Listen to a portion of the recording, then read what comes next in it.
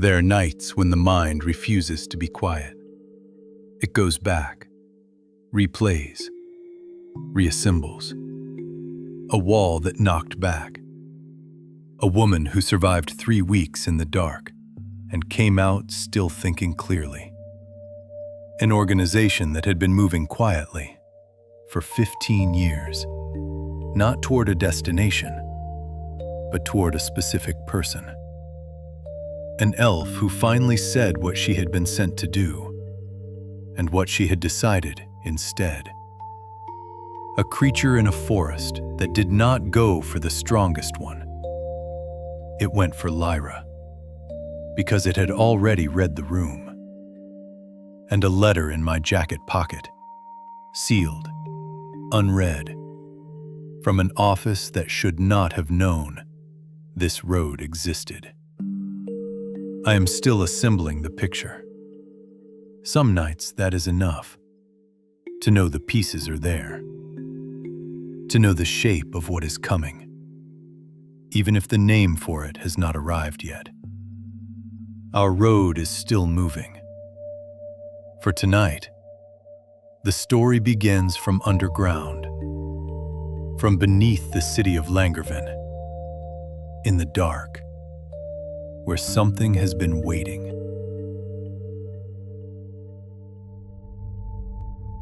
Lyra was awake before I finished the thought.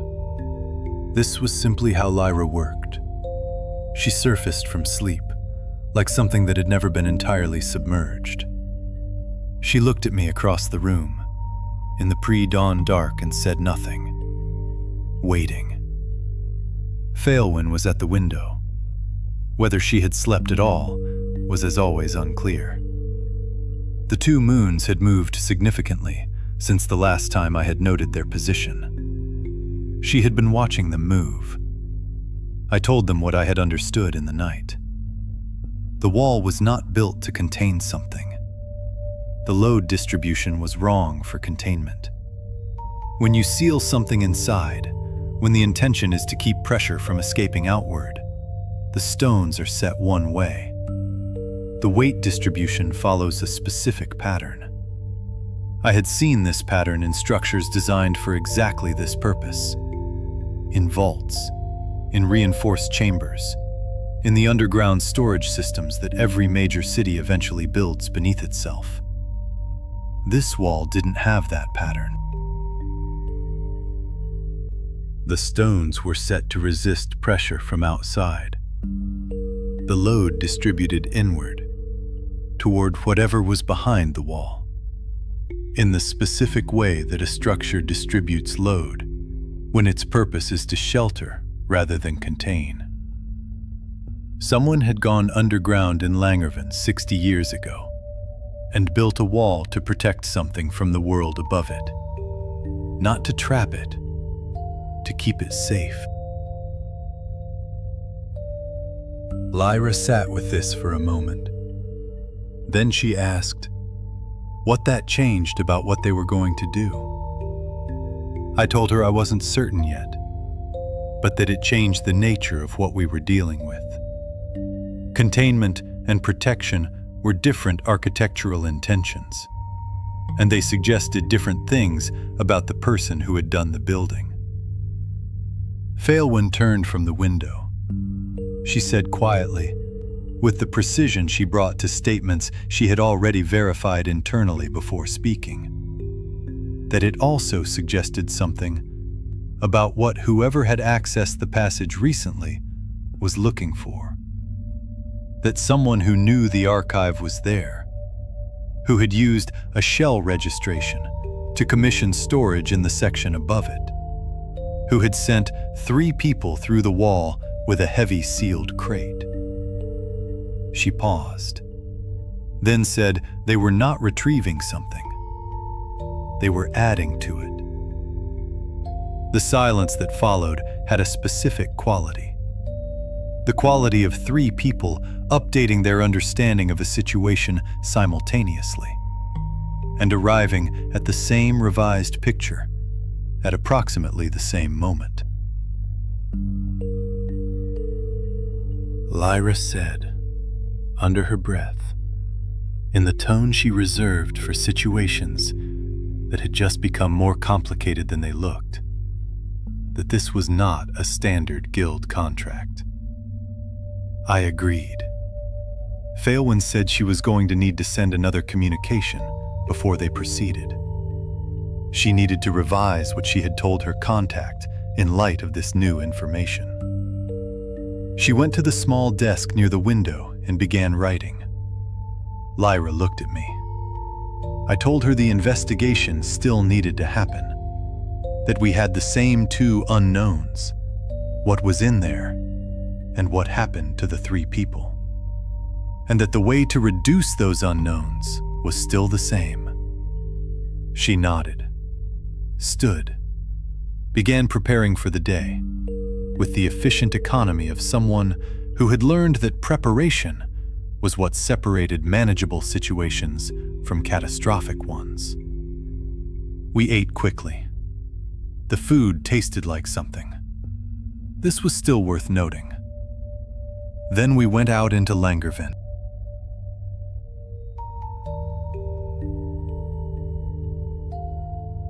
The city was in full morning operation by the time we reached the market district. Commerce and noise, and the particular vitality of a place that ran on the movement of things. We separated at the junction, where the market road split toward the Guild Quarter and the waterfront district. Lyra went to the Adventurers Guild to pull the contract records, the delivery team, what they were carrying, the commission details. Phaelwyn went to complete her revised communication, somewhere along the waterfront, I assumed, to meet whoever had delivered her previous response.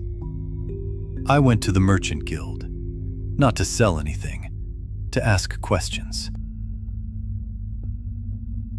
The Merchant Guild's interior in the morning was a different register than it had been when Lyra sold the Emerald Horn. Less ceremonial, more operational. The transaction desks were staffed by junior guild members processing the morning's commercial flow, with the brisk efficiency of people who measured their days in volume rather than significance. I found the administrative records desk set slightly apart from the transaction floor, staffed by a single clerk with the specific patience of someone whose job was to field questions that couldn't be answered by the transaction process. I told him I was a builder, that I had been contracted to assess the structural condition of a section of the underground storage network in the lower district, that I needed to understand what had been stored in the specific section in question over the last 3 months. Not the contents, just the commissioning records.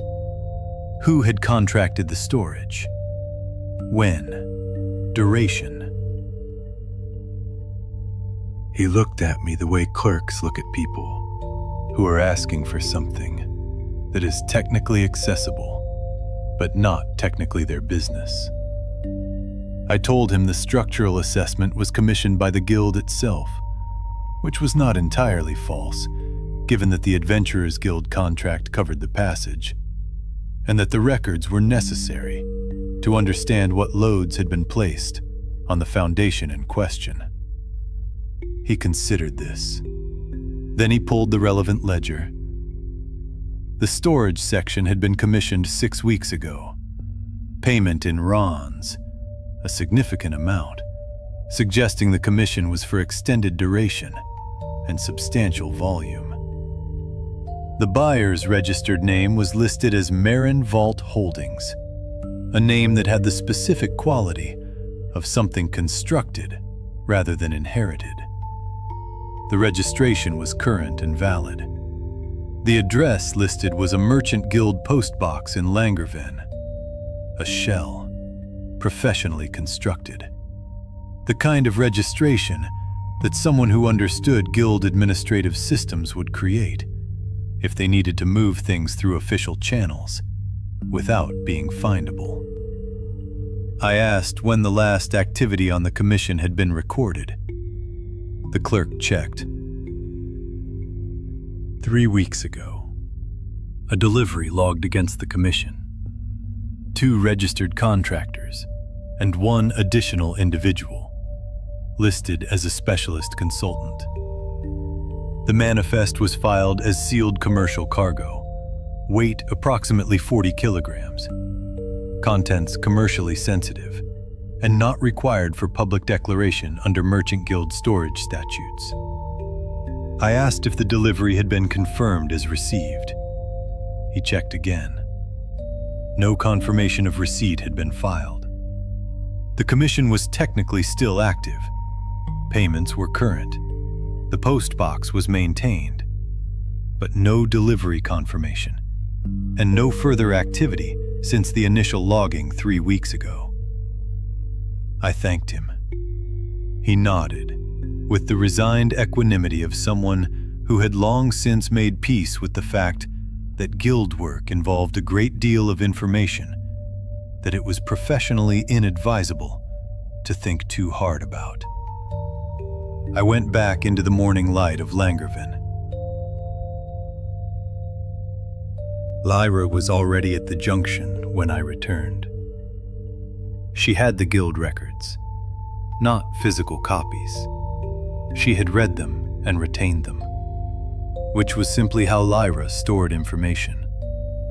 And she told me what she had found, while we walked back toward the waterfront. The delivery team was not a standard guild contractor arrangement. 2 of the 3 people were registered guild contractors in good standing, experienced, with clean records.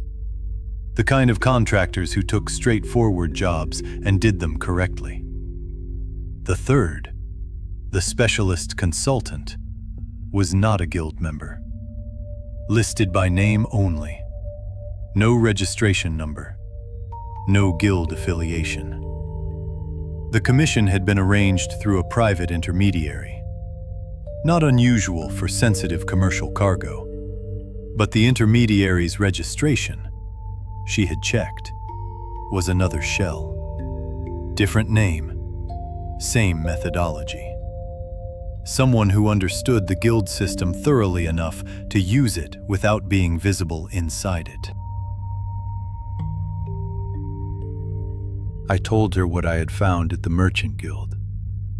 The shell registration, the sealed manifest, the absence of delivery confirmation. We walked in silence for a moment. Then Lyra said quietly, in the tone of someone arriving at a conclusion they had been building toward, that whoever had arranged this knew guild procedure well enough to file everything correctly, pay everything on time, and leave no trace of themselves in any of the records, except the shapes of the absences they had left behind. She said it reminded her of something. I asked her what. She said carefully, because she was careful when she thought she was right about something significant. It reminded her of the way a Veldmole moved, following the weakness of the system, not breaking anything, just using the gaps that were already there. I looked at her. She looked at me. I thought about organized, patient, well-funded people who understood systems. I thought about a collection board filed before I left Orenfall. I didn't say it yet. The shape was forming, but it wasn't complete. We went to find Faelwyn. Faelwyn was waiting at the anonymous room when we returned. She had completed the communication and sent it with the elven messenger, who had left Langervin within the hour, carrying a revised account that included the new information about the wall's construction intention and the recent access. She told us she had also sent a separate message to a human kingdom contact she had in the region. Not a political figure, someone in a different capacity, informing them that a matter connected to the Border War archive in Langervan had become active and required attention. She said this with the measured calm of someone who had made a significant decision and was past the point of second-guessing it. Lyra asked if the dual authorization she had mentioned yesterday was now in motion. Phaelwyn told her it was in motion, but that motion and arrival were different timelines. The contacts she had reached were reliable. They were not fast. I told them both what I had found at the Merchant Guild. The shell registration, the methodology, the way every visible piece of the arrangement was technically compliant and practically untraceable. Phaelwyn received this information with the stillness of someone adding a data point to a model that was becoming clearer with each addition. After a moment, she said that whoever had arranged access to the passage had done so in a way that suggested they knew it existed before they made the arrangement. Not discovered it, known it. Which meant either they had information about Langervan's underground infrastructure that wasn't publicly available, or someone had told them. She said the latter seemed more likely. I asked her who would have that information. She said with the precision of someone who had already traced this line and was giving me the conclusion rather than the working, that the people with detailed knowledge of what had been sealed in Langervan during the Border War period were limited to a small number of institutions. The Elven Kingdom's records, the Human Kingdom's records, and whatever remained of the private documentation held by the individuals who had arranged the sealing 60 years ago. She paused, then said that one of those categories was more accessible to someone operating through shell registrations and guild system gaps than the others. I understood what she meant. Whatever archive was behind that wall, someone else already knew it existed, and they had decided to use it for their own purposes before any official authorization could be arranged. We needed to understand what was in there before whoever had put 3 people and a sealed crate through that wall decided to come back for them. Phaelwyn said with the deliberate weight of someone committing to a position that she would take personal responsibility for the authorization breach, that the dual approval process was the correct procedure, that the circumstances had moved beyond what the correct procedure was designed to address. She said it with the specific quality of someone setting down something they had been carrying carefully for a long time. Not recklessly, deliberately. Lyra looked at her for a moment. Then she told her, directly, warmly, with the genuine appreciation she never performed, that she was glad. Phaelwyn acknowledged this with a brief nod.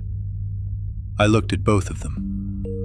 I thought about the library, about the pattern, about the ones who survived by finding a protector powerful enough to keep other interested parties away. I thought about what I was actually looking at. Not a protector. 2 people who had each, independently, decided to be here. Not because I was useful, not because of what I could do, because of what we had built on a road between White Mountain and Langervan that none of us had named yet, but all of us could feel the weight of. I didn't say any of this. I said we should go to the lower district, that I needed to read the wall again, with the new understanding of its construction intention, that there was something I had missed, the first time that I thought I could find now. We went.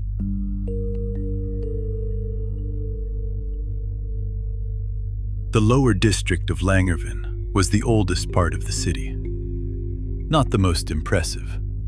The guild buildings and the upper market terraces carried the weight of institutional confidence. that newer money builds into stone. The lower district had a different quality, the confidence of something that had been here before the rest of the city existed, and had simply continued existing while everything else grew up around it. The streets were narrower here, the buildings older, their facades darkened by decades of lake air and commerce, and the particular atmospheric accumulation of a place that had been actively inhabited for a very long time. The stones were different, larger, set with a technique that predated the surface city's current construction philosophy by enough time to be immediately readable to anyone who understood how building approaches evolved. The underground infrastructure was closest to the surface here. In some sections, you could hear it, the specific acoustic quality of space beneath stone, a slight hollowness in the sound of footsteps, a change in how voices carried. We were moving through the narrow streets toward the underground entrance.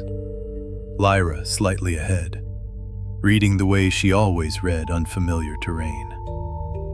Failwind to my right, positioning as she always positioned, with the fluid unconsciousness of someone whose survival habits had become reflex over a century of practice. Me in the middle, reading the buildings. I was reading the buildings because that was what I did. Because old stone told you things if you understood the language. Because the lower district's construction history was written in the walls for anyone patient enough to learn the alphabet. The hum arrived before anything else. Not sound, vibration. In the soles of my feet, rising through the old stone of the street into the bones of my legs, with the specific quality of something large moving through underground space. I stopped. Lyra had already stopped. Her hand was at the shoulder pouch.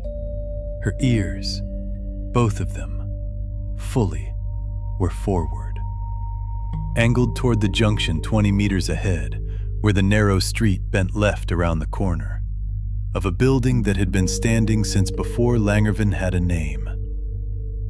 Failwind's hand had moved to her sword without any visible intermediate decision. None of us spoke. The hum intensified. Not louder, closer. The difference between a vibration you feel through stone and a vibration you feel through air. I looked at the junction. I looked at the buildings on either side of the street approaching it, at the construction, at the load-bearing elements, at the way the old stone carried its weight, and where the years had created the specific kind of compromise that time always eventually creates.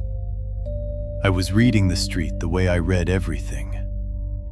Something came around the corner, something that held all of us in place. Lyra's voice reached me. A scale back. What is it doing here?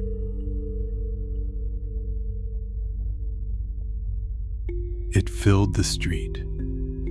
That was the first thing. The sheer spatial fact of it. In the forest, with trees for scale and open ground on multiple sides, something like this would be enormous. Manageable in the sense that space existed around it. In a street barely wide enough for two carts to pass each other, this was a different category of problem entirely. The locked scales caught the morning light and threw it back in fragmented amber. Dark gray-brown plates edged with that specific deep amber that I had read about, and now understood viscerally, in a way that descriptions never quite prepare you for. The scale crest along its spine was fully extended. Plates locked outward in the threat display that made it look half again as wide as it already was. Lyra had named it already. A scaleback. I understood why. It stopped not because it saw us. Its head aligned toward us, slowly, with a narrow, elongated profile that did not quite track with precision. It was not looking, it was orienting, reading the disturbance we made in the air, the pressure of 3 bodies occupying space where there should have been none. The front claws shifted against the stone, a heavy, scraping adjustment rather than a strike, testing distance, claiming space. We stopped.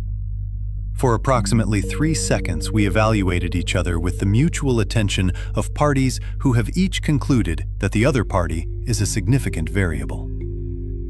The scaleback's head drifted across us, not cleanly, not with the exactness of sight, but with a searching correction that settled where the presence felt most stable. Failwin, the most composed, the most still, the least disruptive. In my experience, that was the wrong thing for it to settle on. Lyra said very quietly, barely above a breath, not moving, that it was displaced, that scalebacks didn't come into cities, that something had pushed it out of its territory and it had followed the underground vibration channels into the lower district without understanding what it was walking into. I said that the street was a problem. She said she knew. Faelwyn said nothing. Her sword was not drawn yet. Her hand rested on the hilt, with the deliberate patience of someone who understood that drawing too early was its own kind of mistake. The scaleback made a decision. Its weight shifted. The claws came forward first. Not precise, not aimed to kill, but sweeping into the space ahead of it in a broad, forceful motion that would tear anything that failed to move. Then it charged. In an open forest, a scaleback charge was devastating but navigable. 220 kilograms of locked scale momentum, moving in a straight, committed line. Lyra had handled it before. The key was the flank. Get to the side, stay out of the forward arc, work the scale grain at the neck joint. In a street 4 meters wide with 200-year-old stone buildings on either side, there was no flank. Faelwyn moved first, not toward it, sideways, pressing herself against the left wall, flattening into the narrow space between a doorway recess and the edge of the building, creating just enough clearance for the creature to commit its charge past her rather than into her. The claws came through the space she had just vacated, raking across stone, carving shallow lines into the wall face with a sound that was more weight than noise. Her sword came out in the same motion, not to strike, to deflect. The blade angled to catch the scale crest as it passed and redirect the momentum fractionally to the right, away from the doorway. The scaleback hit the right wall. Stone cracked. Not catastrophically. The building had been standing for centuries and had strong opinions about remaining standing, but audibly. The impact drove the creature's shoulder into the wall face, and the rebound sent it staggering back toward the center of the street. Its forward momentum interrupted, its head lifting, reorienting, searching again for where we were. Lyra had used the 3 seconds of the charge to move. Not toward the flank, the street was too narrow, but back. She was behind me now, giving herself the distance she needed to read the situation and identify what was possible given the constraints we were inside. I was standing in the center of the street, the scaleback's head adjusted, not locking, correcting. It found me. Or rather, it found where I was. I looked at it, and I looked at the buildings. The left building, the one Phalwyn had pressed herself against, was old but not compromised. The load-bearing elements were functioning exactly as intended. Whatever I did, it wasn't going to involve that building. The right building was different. It was old, like everything in the lower district, but its age had been less kind. The foundation held. The original stonework was excellent, but the structure had been extended at some point. A section added later. Different stone. Slightly different technique. A different period layered over the first. And between the original structure and the extension, at approximately chest height, running vertically through the wall face, a fault line. Not a crack, not visible, but present. The scale back shifted again, agitated now. The claws striking forward in short, frustrated sweeps that forced space without direction. It wasn't hunting. It was trying to resolve something it didn't understand. I needed space. Not much. Approximately 4 meters. And I needed the tail. I told Lyra, without looking away from the creature, keeping my voice low and level, that I needed her to push its attention to the right. Hard. Not the flank. Just force it to pivot left. 1 full turn. That was all. She already assessing and said from behind me, "Where?" I gave her the position. Right side of the street, forward of the fault wall. Drive it right. It pivots left. The tail sweeps left. She asked what she was aiming the tail at. I told her, the wall. The section between the first and second window, at chest height. The fault line she couldn't see. She said, understood. There was something in it I noted, and kept. The scaleback finished its reorientation and committed again. Lyra moved.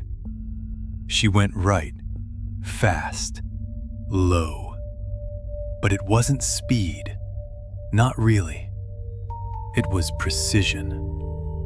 The creature reacted immediately. Its head snapped toward her. Not cleanly, not visually, but with a heavy correction that aligned its mass in her direction. The body followed. The pivot began. Left. Exactly as expected. The claws lashed forward again, wider this time, catching air, catching nothing, forcing Lyra further right but committing the body to the turn. The tail came around. Fast. Too fast for something that size.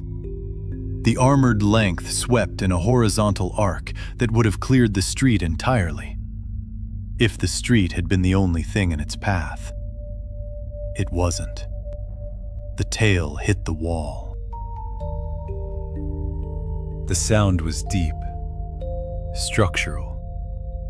A crack running through stone that had held itself together for decades. The wall gave. A controlled separation along the fault line, exactly where it had been waiting to fail.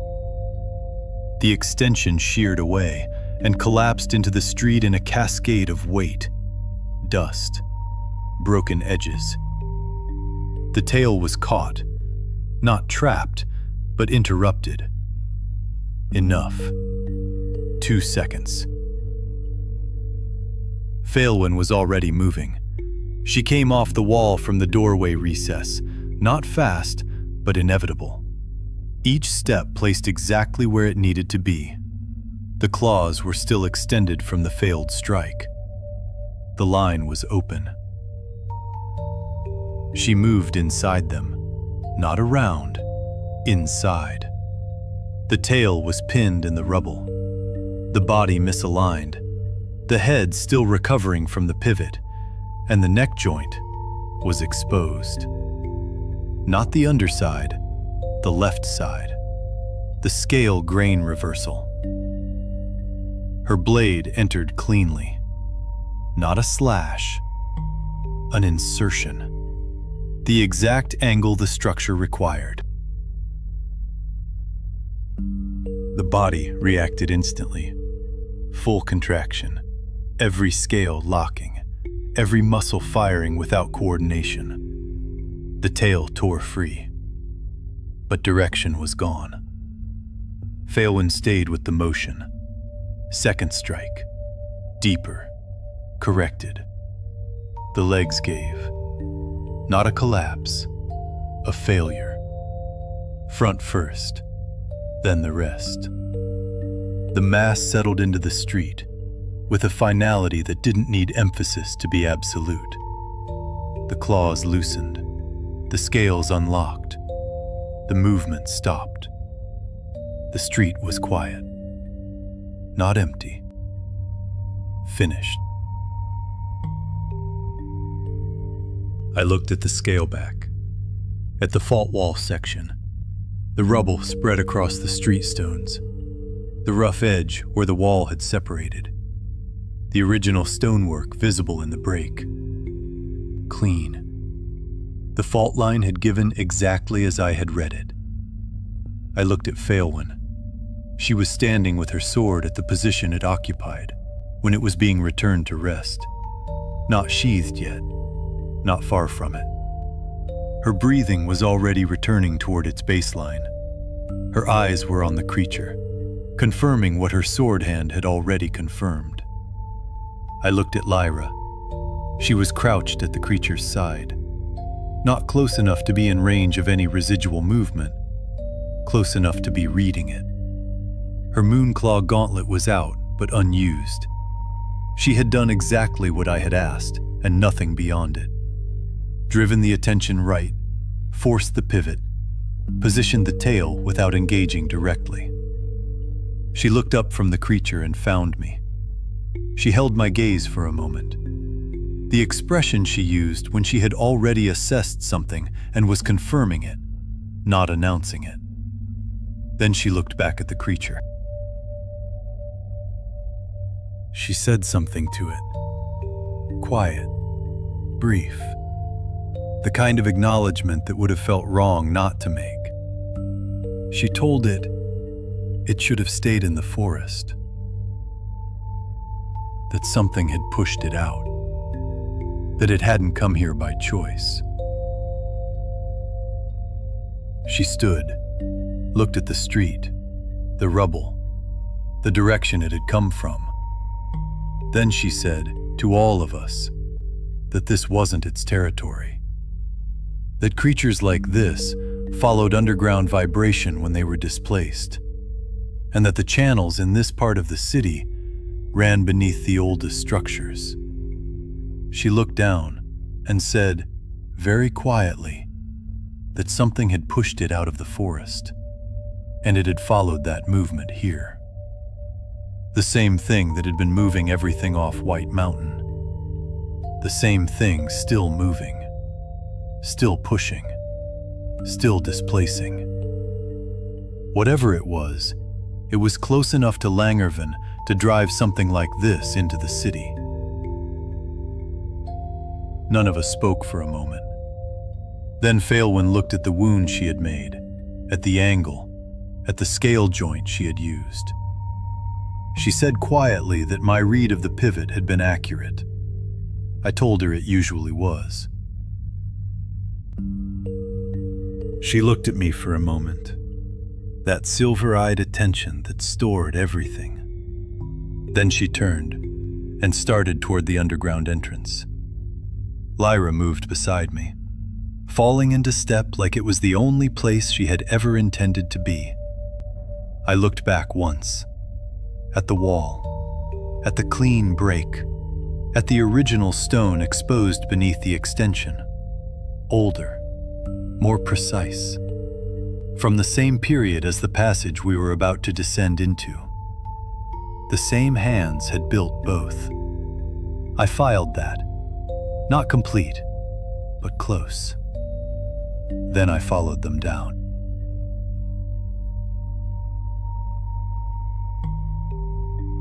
The underground was quieter than the day before.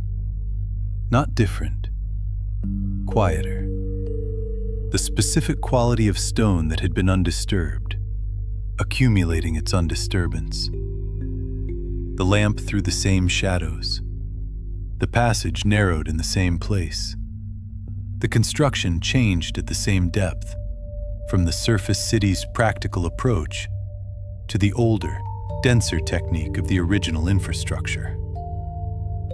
I read the walls as we walked, not for new information, to confirm what I already knew. We reached the sealed wall. I stood in front of it for a long time. Lyra and Phalewyn waited. Somewhere between White Mountain and here, they had learned that when I stopped in front of a structure and said nothing, the silence was doing work. So they didn't interrupt. They waited. And I read the wall. Not the surface this time. The load. The way stress moved through the stone, from one element to the next, following the path the structure had been designed to carry. And there it was. The thing I had missed the first time, because I had been asking the wrong question. In the wall, at approximately chest height, across a narrow section no wider than my forearm, the load distribution changed. Not wrong, different. The stones were holding, but not like the others. The pattern matched something that had been set, removed, and set again. Recently. The structure hadn't had time to forget. 3 weeks, at most. Someone had opened this, passed something through, and closed it again. Clean enough that the surface told you nothing, precise enough that only the load remembered. I told them. Lyra looked where I pointed. She couldn't see it, not the way I did, but she understood what it meant when I said it was there. She asked how large the opening had been. I told her. Enough for a person, sideways.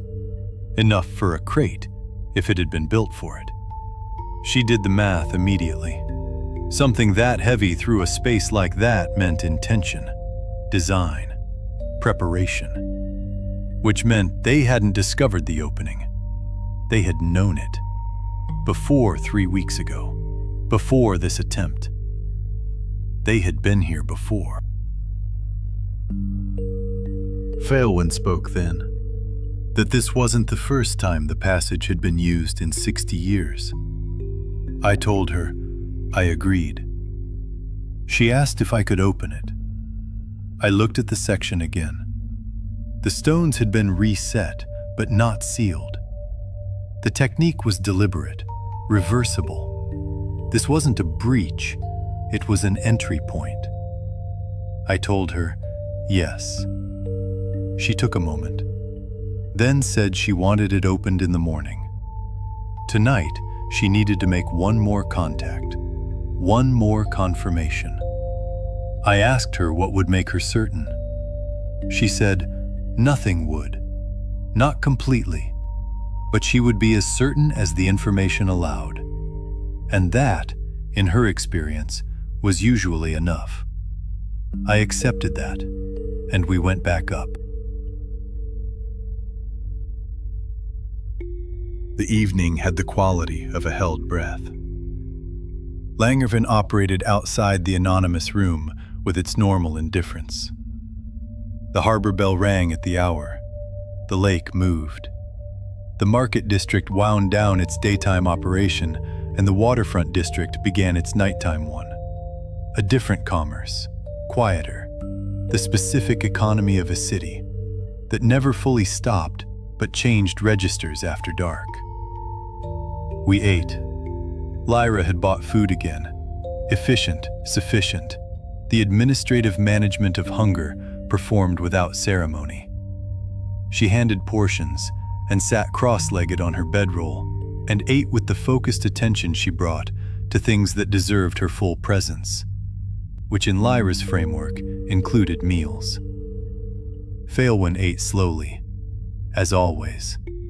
The measured deliberateness that was simply how she moved through everything. I ate without particularly tasting, which was simply what happened when my mind was occupied. After a while, Lyra said, casually, between bites, in the way she said things she actually wanted to be known, that she had once taken a guild contract that turned out to involve a sealed underground room. She said it had contained a colony of something she had never encountered before or since. She said the guild had not described it accurately on the contract board, which was an understatement, on a level she still found impressive, given the guild's otherwise general commitment to accurate documentation. She told the story with the easy humor of someone who had processed the dangerous parts and kept the funny ones. The creature, she said it was like something had taken the concept of a very large crab and decided the concept needed further development. The enclosed space, the lack of room to maneuver, the eventual resolution, which involved a ceiling beam, and a decision she had never discussed with the guild representative. Phaelwyn, across the room, made no expression. Something at the corner of her mouth suggested she was listening more carefully than her stillness indicated. I almost smiled. The almost smile surprised me. I noted it the way I noted structural changes, by what was different rather than what remained the same. 6 weeks ago, I had been a man in a forest looking at 2 moons and trying to understand which way was up. The idea of almost smiling at a story about a large crab variant had not been within the available range of responses. Something had shifted in the load, in where the weight was going. I thought about the wall we were going to open in the morning, about 3 people who had gone through it 3 weeks ago and had not come back, about the heavy sealed crate with no manifest, about the scaleback in the lower district, displaced, following underground vibration channels, pushed from territory that had been its home, by something that was getting close enough to a lake city to send its animals ahead of it. About the White Mountain evacuation, the veil deer, everything moving in the same direction, away from something that Lyra had gone to investigate and nearly starved trying to find. I thought about the shell registration, the guild system gaps, the methodology of someone who understood how institutions worked well enough to use them without appearing inside them. I thought about the collection board, about organized, patient, well-funded people. The shape was almost complete. Not fully. One piece was still missing. But the outline was there, and I had learned, in this world more than anywhere else, to trust what the outline was telling me, even before the details filled in. I did not say any of this. I filed it in the place where I put things that were ready to be examined, but not yet ready to be shared. Lyra had finished the story. The room was quiet again, the comfortable quiet of 3 people who had stopped needing to fill silence with anything other than the simple fact of each other's presence. Phaelwyn stood, told us she had one more communication to finalize. She would return before the city went fully quiet. She went. Lyra looked at the door for a moment after it closed. Then she looked at me. She said, not asking, just acknowledging, that tomorrow was going to be different from today. I told her yes. She asked if I was ready. I thought about this honestly, the way I thought about questions that deserved honest answers rather than comfortable ones. I told her I was as ready as the available information allowed. She nodded, accepted this as the complete answer it was. Then she told me, with the directness she brought to everything that was true and needed saying, "I've been thinking about what the record said, about the families who sheltered Outworlders and then disappeared from the records after that. I wanted you to know that I have been thinking about it, not with worry, something else. It's clarifying." She shifted slightly, then continued, "Knowing the risk exactly makes it easier to decide. Vague danger is worse. You have to imagine all the ways it could go wrong. That's harder to carry than something specific. I'd rather know what I've signed up for." I looked at her. I told her she had signed up for a packed meal on a mountain road, that nothing that came after that had been part of the arrangement. With the same certainty I had seen in her before, she said the packed meal was the arrangement. Everything after that is just me honoring it. I had no answer for that. She lay down, was asleep almost immediately, her ears tracking the room even in unconsciousness. I sat with the journal open for a while, didn't write. The page stayed empty. Phalwyn returned an hour later, moved to the window without waking Lyra, stood there in Arden's pale light, with the same quality of presence she always had. Not watchful, not resting. Present. Simply, completely present. After a while, she said quietly, without turning from the window, that her final contact had confirmed one additional detail about the sealed archive. I waited. She said the archive had been accessed once before. Not recently. Approximately 15 years ago. The contact's records showed a notation about a structural inspection of the lower district infrastructure that had coincidentally occurred in the specific section. The inspection had found nothing. The inspector's name was listed, but the registration had subsequently expired without renewal. Another shell. 15 years ago. The same methodology. The same system gaps. The same approach of being technically present in the records and practically invisible in them. I thought about that for a long time. Then I asked carefully, because the answer would complete the shape, whether her contact had any information about what the inspector might have been looking for 15 years ago. Phalwyn was quiet.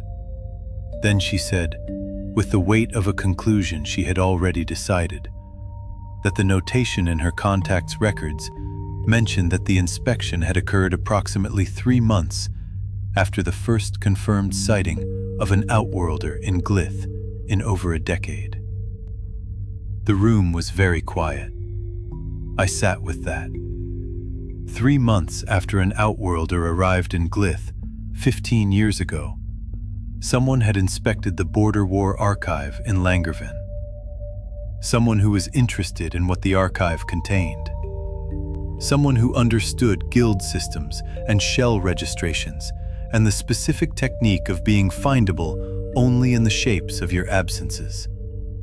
Someone who was still operating, still patient, still using the same methodology. The collection board in Arenfall. The transit post that wasn't just a transit post. The shell buyer in the Merchant Guild ledger. The 3 people and the sealed crate through a 40-centimeter opening in a 60-year-old wall.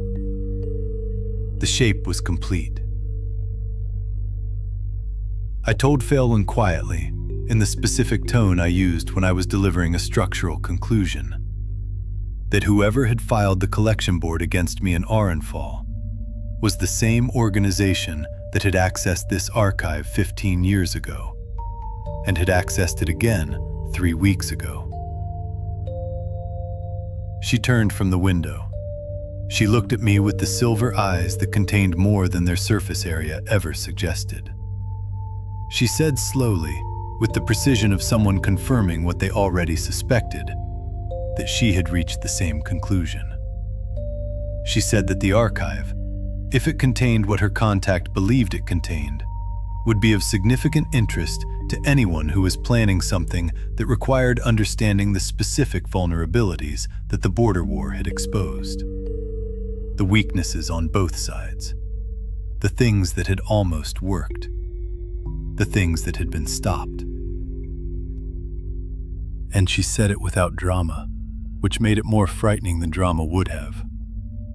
That someone was planning something, and that they had been planning it patiently, across at least 15 years, possibly longer, and that they had become interested in me because of what I was, not because of a transit post, because of what a structural outworlder could do to a world that was built on systems. I looked at the bracelet on my left wrist, the rough cord, the uneven knots. Still strong. I thought about Corin, about the packed meal on a mountain road, about the 2 people asleep and present in this room, about the wall we were going to open in the morning. I thought about the thing that had pushed a scale back into a Lake City's lower district. I thought about how close everything was getting. I closed my eyes. The lake moved outside. The 2 moons crossed the sky. I did not sleep for a long time. When I did, it was not restful. But it came.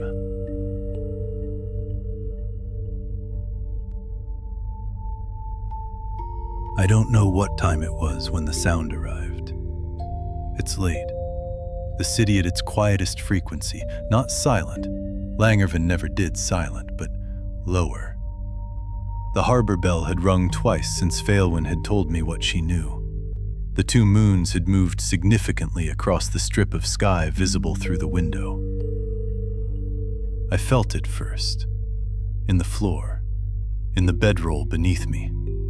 The specific quality of vibration that traveled through stone rather than air, arriving as a physical sensation before it arrived as sound. The particular signature of something moving through underground space. Not the scale-back hum, not structural settling, something with intention behind it. I sat up.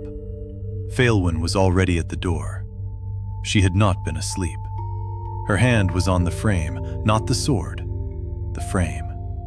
She was reading the vibration through the building the way I read it through the floor. She looked at me. I looked at her.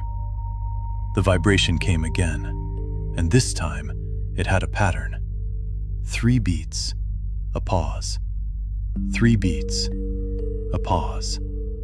Not random, not mechanical, deliberate. The specific rhythm of something that understood that 3 beats was a recognizable signal. 3 beats meant something to any human ear that encountered it. Lyra was awake before the second set finished, her ears having processed and classified the input before her eyes opened. She was sitting up, fully present, the Moonclaw gauntlet in her hand with no visible intermediate step. The 3 of us looked at each other in the dark of the anonymous room. The vibration came a 3rd time. 3 beats, a pause, and then fainter, harder to read. The stone between us and the source muffling and distorting what was coming through it. Not vibration this time. Sound. The specific quality of sound, traveling through solid stone rather than air. Arriving compressed, indistinct, the edges of it rubbed smooth by the distance and the material. A voice. Muffled beyond any hope of hearing specific words, but unmistakably, a voice. Human. The specific timbre and rhythm of someone who was choosing their words carefully, because they understood that most of those words were going to be lost in transit, and only the shape of them would arrive. Someone was knocking on the inside of the wall and calling out. And they knew, from some change in the building, some vibration they had felt from above, some signal that had reached them through 60 years of sealed stone, that someone on the outside was listening. Lyra looked at me. I looked at Phalewyn. Phalewyn looked at the floor. At the vibration, she was still reading through her hand on the doorframe. Her expression was doing something I had not seen on it before. Not the calculation I knew, not the assessment. Something that arrived from a different direction entirely. She said very quietly, in the tone she used when procedure was no longer the point, that we were opening the wall tonight. Not tomorrow, tonight. Lyra was already moving. I was already moving. The three of us went out into the dark streets of Langervan, toward the underground entrance, moving with the specific, purposeful speed of people who have stopped weighing the decision and started executing it. Behind us, the anonymous room stood empty. Ahead, beneath the oldest part of a city that had been built on top of things it didn't fully remember, someone knocked again. 3 beats. A pause. 3 beats. We were coming.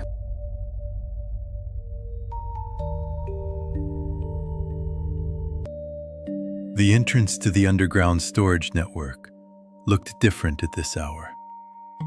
Not structurally different.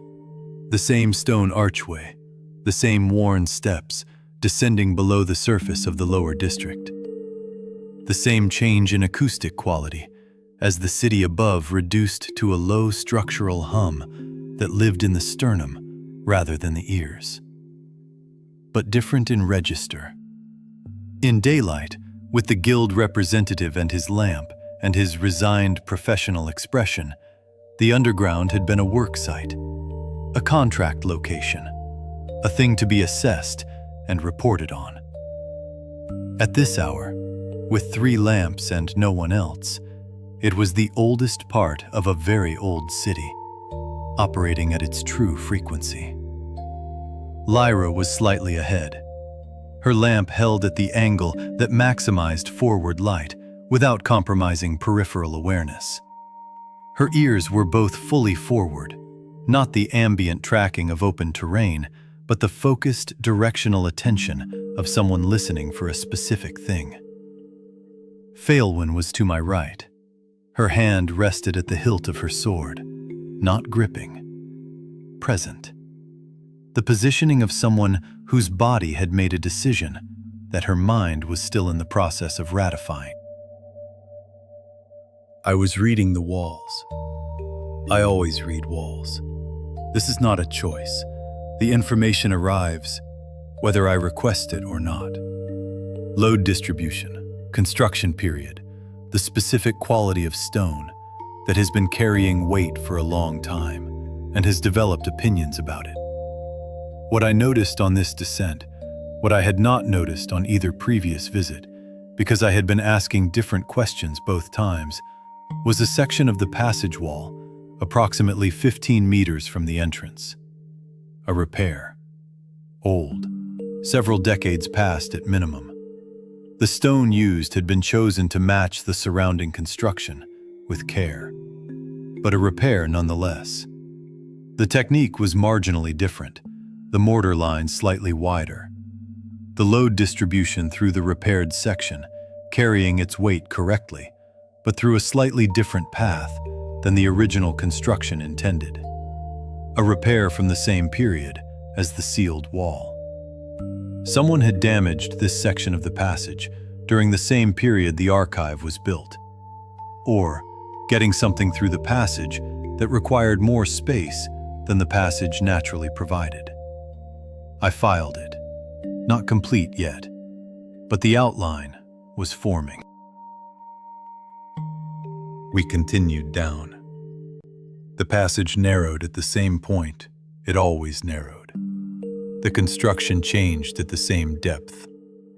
The lamps threw the same absolute shadows. And then we heard it again. Faint, muffled, arriving through stone rather than air. 3 beats, a pause, 3 beats. And beneath them, woven into the vibration of them, the compressed, indistinct shape of a voice. Lyra looked back at me. I looked at Phaelwyn. Phaelwyn was already moving.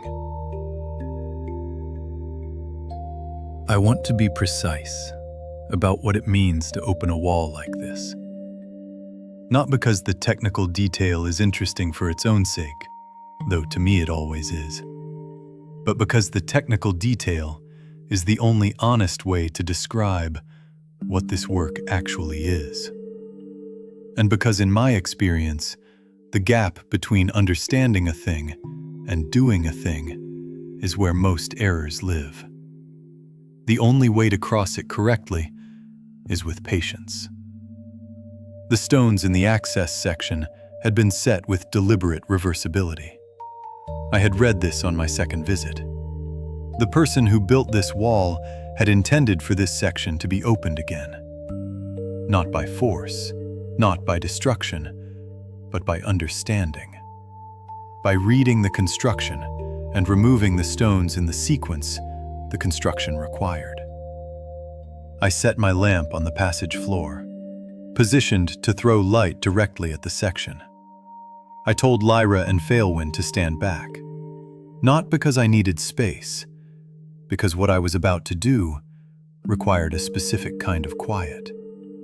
The absence of input that wasn't the stone. Lyra moved back without question. She held her lamp at a secondary angle, supplementing mine, giving me the light I needed without asking what I needed it for. Phaelwyn positioned herself at the edge of the lamp's reach, not watching me, watching the passage behind us, the direction we had come from, ensuring that whatever came through the wall tonight came through on our terms. I placed both hands flat against the section, not to push, to listen. The stone was cold, the specific cold of underground stone that has not seen sun in decades. Not the cold of something that has lost warmth, but the cold of something that never had any to lose. The surface was slightly irregular under my palms, the micro-texture of old construction. Each stone carrying the small variations of the specific hands and tools that had shaped it. I read the load. The section was 40 centimeters wide, floor to chest height. It was carrying its weight correctly, distributing inward toward the archive in a shelter pattern. The stones were set in a sequence. To remove them without disturbing the surrounding structure, you reversed that sequence. Last placed, first removed. I found the first stone, upper right, set last, carrying the least integrated load. The mortar around it, 3 weeks old, placed when the section was last reset, had not fully cured, fractionally softer than the 60-year material surrounding it. I had the small folding knife from my jacket pocket, the one from Earth, narrow enough to run along a mortar joint without damaging the face of the stone. I worked the edge along the first joint, carefully, the way you do anything that cannot be undone if you do it wrong. Behind the wall, the voice stopped. Not because the knocking had stopped. That had already gone quiet, having done its work. But the voice, muffled, compressed, stone transmitted, had been a continuous presence. Like something that needed to be saying something, even when the words couldn't arrive. It stopped now, because whoever was on the other side had heard the blade on the mortar, the specific sound of someone working the wall from the outside. The quality of silence that followed was different from the silence before it. Not the silence of someone who had run out of voice. The silence of someone who understood that silence was now what the situation required. Who was listening. Who was containing themselves. Who was waiting, with the discipline of someone who had been waiting for a long time and understood how to do it correctly. I worked faster. The first stone moved, barely, a fraction of a millimeter. I worked the blade around the remaining edges, applied pressure at the base. The stone came free. I set it on the passage floor, carefully, without sound. The opening behind it was dark. A black rectangle, 40 centimeters wide, perhaps 12 high. The air that came through it arrived before anything else. The specific atmosphere of a sealed space that had been breathed in for 3 weeks. Not foul, not dangerous, just dense, occupied. The air of a room that had been shared with human presence for longer than it was designed to hold it. Second stone. Third. Fourth. The sequence easier now, each removed stone giving me better access to the next. My hands were steady. I noted this, not with pride, with the attention I brought to things that were worth understanding about myself. The 8th stone came free. The opening was large enough.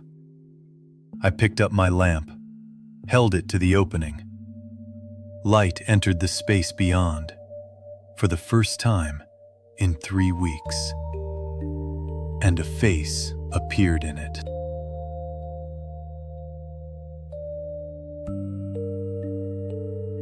She was sitting against the wall, directly opposite the access point. Not collapsed against it, sitting, back straight, both hands visible on her knees. The deliberate positioning of someone who understood that whoever came through this opening might arrive uncertain of what they were going to find, and who had decided, in advance, that what they were going to find was going to be someone calm. She had been preparing for this moment, possibly for a long time. She was in poor condition, but not critical.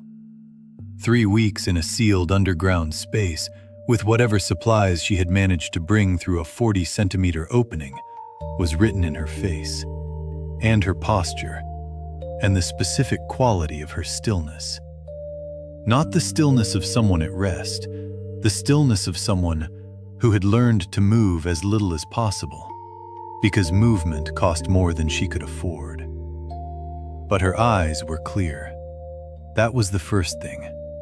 Her eyes, dark, direct, carrying the quality of attention that belongs to someone who has been alone with their own thoughts for a very long time and has not broken under the weight of them, were completely clear. She was perhaps 30, dark hair, shorter than it had probably been 3 weeks ago, cut practically, for exactly the kind of practical reason someone in an enclosed space for 3 weeks would have. A small lamp beside her. Nearly exhausted, the wick burned to the last fraction of oil. She had been managing its burn rate with the same discipline as everything else. She looked at the opening, at my lamp, at my face, then at Lyra, visible over my shoulder, then at Phalwyn, She held Failwin's gaze for a moment longer than the others. Something moved across her face. Not recognition. Something adjacent to it. The specific expression of someone encountering something they had been told to look for without being told exactly what they would be looking at when they found it. Then she looked back at me. She said, her voice rough with disuse, the specific quality of a voice that has been talking to itself in a sealed room for 3 weeks, that she had started to think no one was coming. I told her someone was coming, that she should save her voice for the important things, that we were going to get her out. She nodded, once. The nod of someone who has been carrying a specific tension for a very long time, and has just been given permission to set down a small part of it. Lyra was already through the opening. She moved through the 40-centimeter gap with the economy of someone who knew exactly how her body occupied space. She crouched beside the woman immediately. Her hands moved to the woman's wrists, checking pulse, temperature, circulation. Clinical, efficient, warm in the specific way Lyra's efficiency was always warm. The woman submitted to this with the patience of someone who had been waiting for it. Lyra said her own name, directly, without preamble. The woman said hers. Sable. Just the one name. The way Lyra had given just one name, not because there wasn't more, but because this was the amount of name the situation required. Lyra asked about water. Sable gestured to a container near the wall, a skin nearly empty, rationed with the same discipline as the lamp. Lyra produced her own water skin from her pack, without comment, and put it in Sable's hands. Sable drank, carefully, not desperately. The discipline of someone who had learned exactly what her body would accept, and at what rate. Then she looked at me through the opening. She said there were things I needed to know, before anything else, before we dealt with getting her out. I told her I was listening. She said one of them was dead. Renner. She said the name with the weight of someone naming a person they had worked beside and watched die in a confined space with no means to help. A registered contractor. He had died on the 4th day. She thought it was his heart. She said the other, Devon, the second registered contractor, had gone back out through the wall on the 2nd day. She had not seen him since. She had heard footsteps above, approximately 6 hours after he left. The pattern of one person, moving carefully.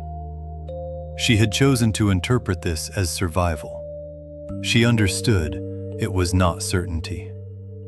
She said she had stayed because leaving meant abandoning what she had been sent to protect. I asked, carefully, who had sent her.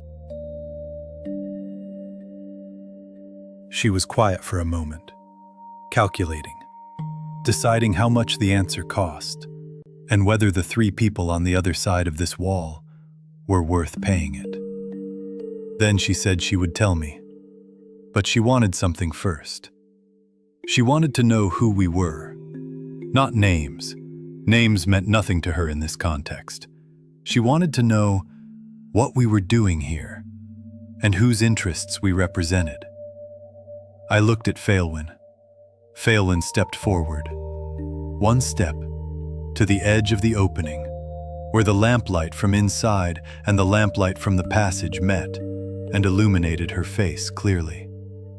She said, with the deliberate weight of someone offering a credential they understand to be significant and verifiable, that she was Failwin El Rahil, that she was here under her own authority and no kingdoms, that her interest in this archive preceded Sable's employer's interest in it by a considerable margin, and that her intentions toward it were considerably less destructive. She said her family name, the way you say something you have been careful with for a long time and have decided, in this specific moment, to stop being careful with. Sable heard it. Something in her face changed. Not dramatically. The specific micro-adjustment of someone receiving a data point that revises their model significantly. She said, after a moment, that she would tell us what we needed to know. She told us in the order things had happened. The order was part of the information. She had been hired 8 months ago, not for this specific job, for access. She was someone who knew underground infrastructure. Not just Langerven, multiple cities along the Lake Road, and several further inland. She knew where the old passages ran, how they connected to surface systems, where the gaps in official records were. This was her work. The organization that hired her had a name they used internally. She said it. The Hollow. She said it with the flatness of someone who understood. The name had been chosen to be unremarkable, not threatening, not grand. A container, empty sounding, deliberately. The Hollow had been operating for at least 20 years, possibly longer. Patient in the way organizations with genuinely long timelines were patient. Not suppressing urgency, but operating on a clock, where urgency calculated differently. She had been brought in specifically to work the Langerven underground, to confirm the archive's location, to identify the access point, to establish the dimensions of what a usable entry would require. She had been through the access point twice, before the operation 3 weeks ago, mapping it, measuring. The 40-centimeter opening was her specification. I asked what was in the crate. She told us. Documents, copies, not originals. She was specific about this. They had not removed anything from the archive. Copies made during her mapping visits. And one additional item, not a document, an object. A small sealed container. The kind used for material preservation during the border war period, specifically for preserving biological samples with military application. Her employers had told her it was inert, that it had been inert for 60 years. She paused. Then she said she did not believe it had ever been inert. The quality of silence that followed had weight in it. I asked why. She said that when they placed the container, adding it to the archive's collection, not removing anything, it had responded. A resonance, not sound, not light, something in the space itself that had shifted in response to the container's presence, as if the room recognized what had been brought into it. She said Renner had been closest to it when the resonance occurred. She did not complete the implication directly. She offered it as a data point. I looked at Phelan. Phelan's stillness had deepened, fractionally, in the way that Phelan's stillness deepened when she was integrating something significant. She asked Sable, very quietly, for the seal mark on the container, the specific design. Sable described it. Phelan was still for the specific moment that was precision rather than hesitation. Then she said, to me, not to Sable, that she needed to see the archive.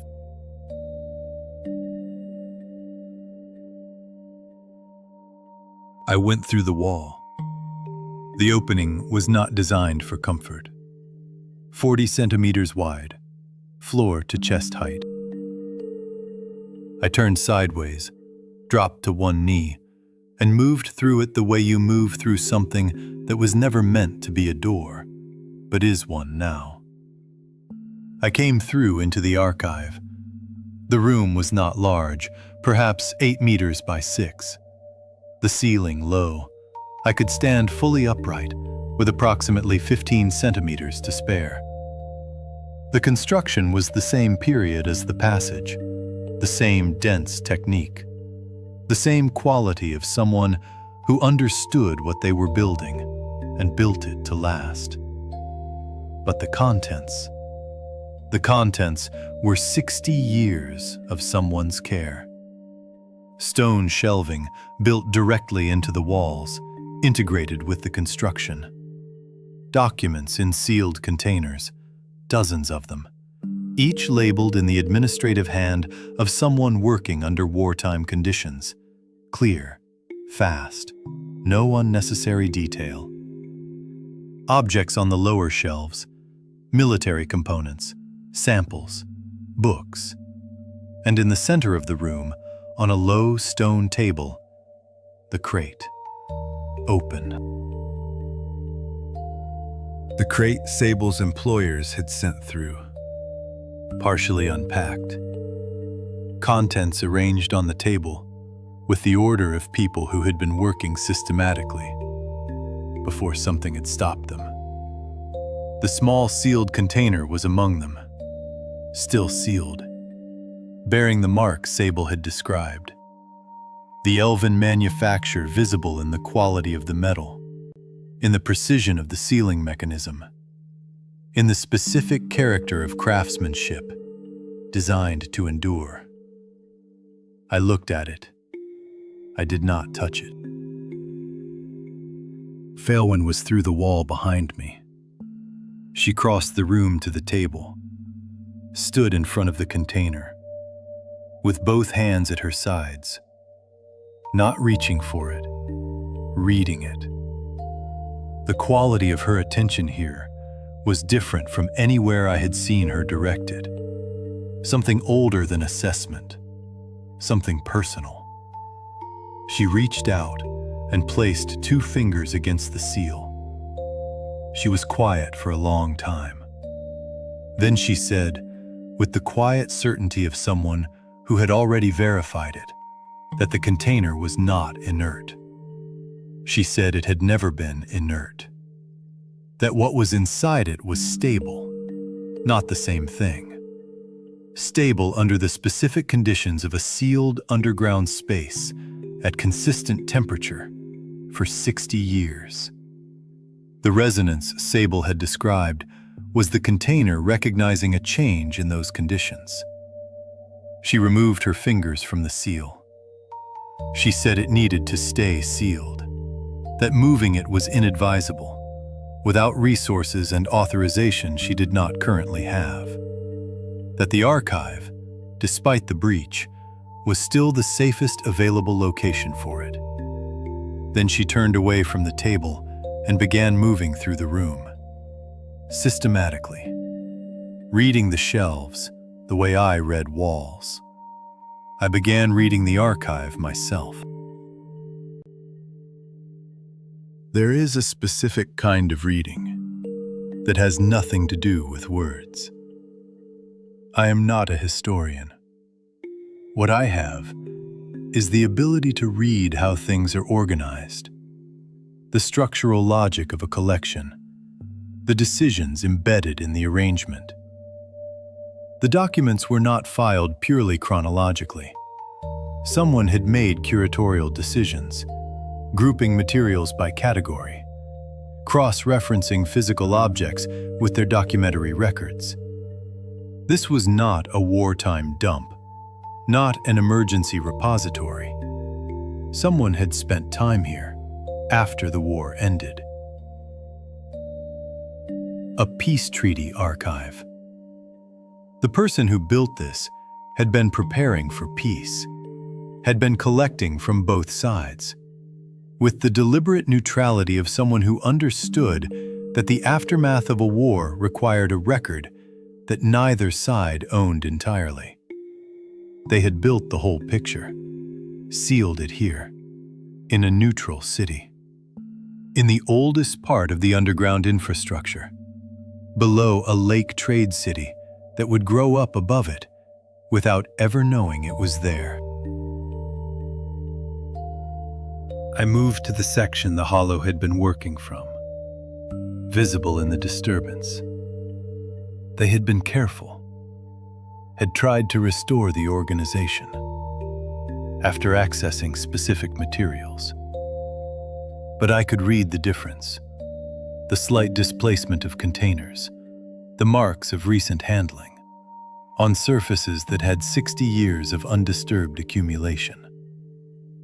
They had been focused on one category, not the field reports, not the correspondence, the material assessments, the documentation of what had been used in the war, what had worked, what had been countered, what had been stopped, and what had been stopped only by the specific circumstance of one arrow on one particular afternoon, rather than by any systematic defensive response.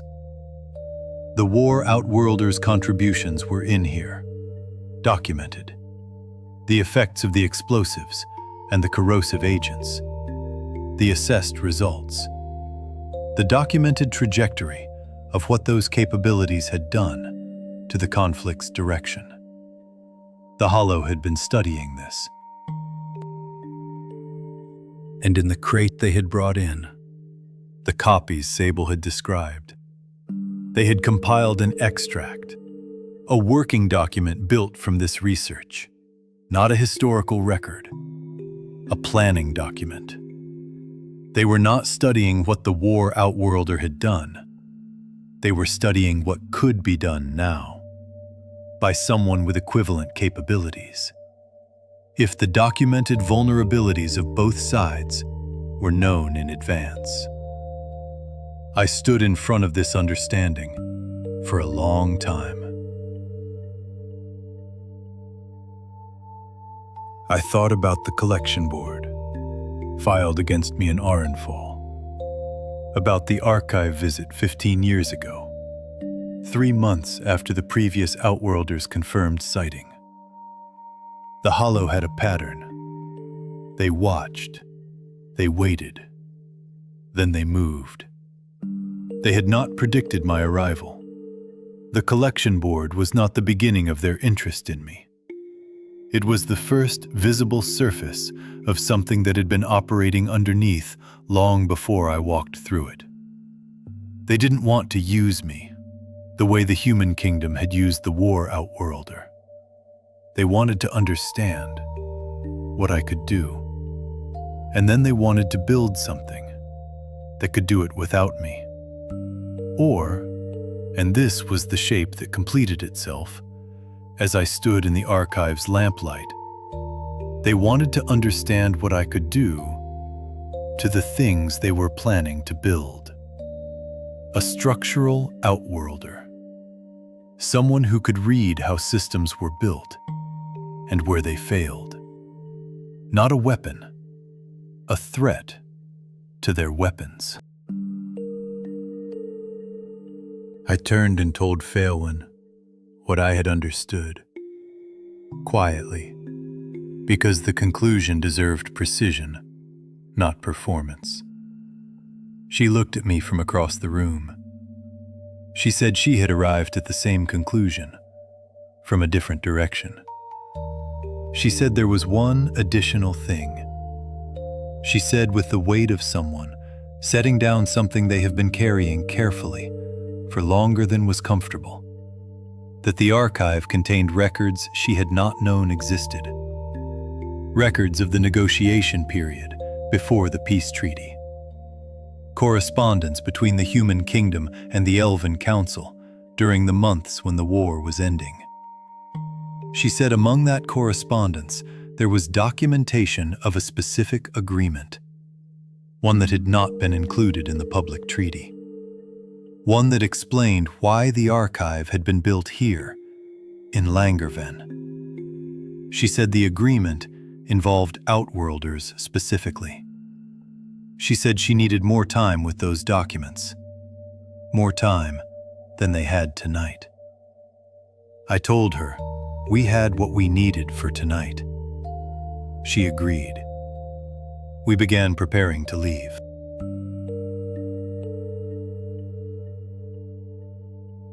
Getting Sable out was a physical problem. I returned my attention to it with the specific relief that physical problems provided. Clear parameters, definable constraints, a solution that either worked or didn't. Lyra had been with Sable while Phaelwyn and I read the archive. She had given her more water and the remainder of her food. Sable was in better condition than when we arrived. Not recovered, but functional. Capable of cooperating with what extraction required. I assessed Sable against the opening. She was lean. 3 weeks of careful rationing had reduced her further. The 40 centimeters was manageable. I told her what the process required. She listened without anxiety. The listening of someone who had been in difficult physical situations before. Lyra went through first, back to the passage side.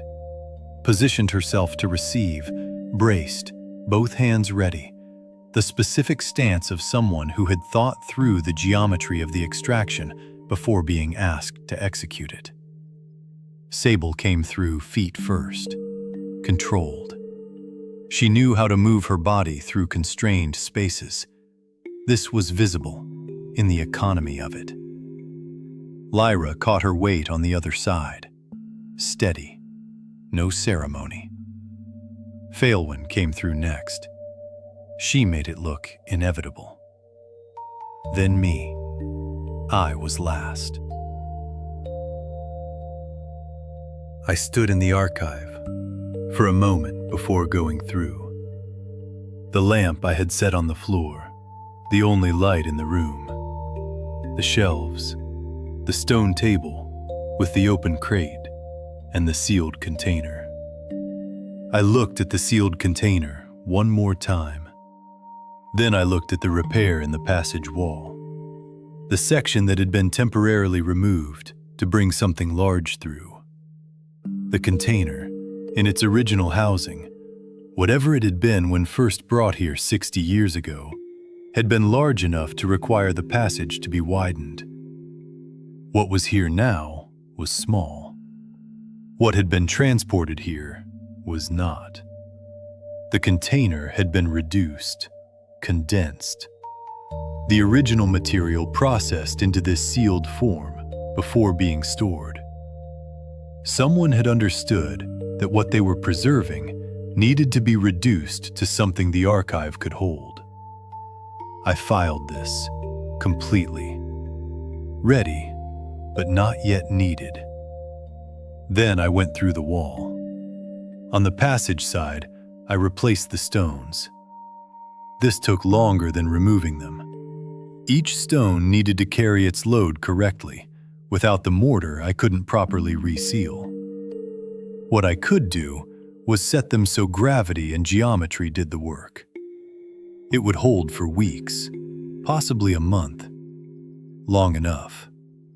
The last stone went in. I stepped back, looked at the section. From the outside, in the angle of the lamps, it was invisible. I told them it was done. We began the return. The walk back through the underground was different from every previous transit through this passage. We were 4 now. Lyra beside Sable, close enough to support without crowding. Sable was moving well but carefully, the gait of someone operating at the edge of their reserves and managing it consciously. I was reading the walls on the way back. The repair section, when we reached it, I stopped for just a moment. One hand on the stone, the same brief contact. Confirmed. Large object, brought through during the same construction period as the sealed room. The passage returned to its original width afterward, with care. I moved on, said nothing. We emerged into air that had not yet decided whether it was night or morning. Langervan at this hour was lower, reduced to its necessary frequency. The harbor bells, the water, the distant sound of docks still working. Lyra stopped. Not suddenly, not with alarm. The specific stop of someone returning to a professional matter that had been set aside for more urgent business. We were standing in the narrow street where the scaleback had come around the corner less than 24 hours ago. The rubble from the fault wall section was still spread across the street stones. The scaleback itself was exactly where it had fallen. Massive, still. Its locked scales the color of old charcoal in this light. Lyra crouched beside it. She moved around the body with the methodical attention of someone running an assessment she had been trained to run many times. The scale crest first, working along the full length of it, 2 fingers testing each plate individually. 2 plates on the left side. She paused there. The wall impact. She noted it, moved on. The front claws next. She spent more time here than I expected. Each one turned in the lamplight, her thumb running along the inner curve, checking the density at the base. Whatever she found there satisfied her. She moved on without comment. Then the underbelly.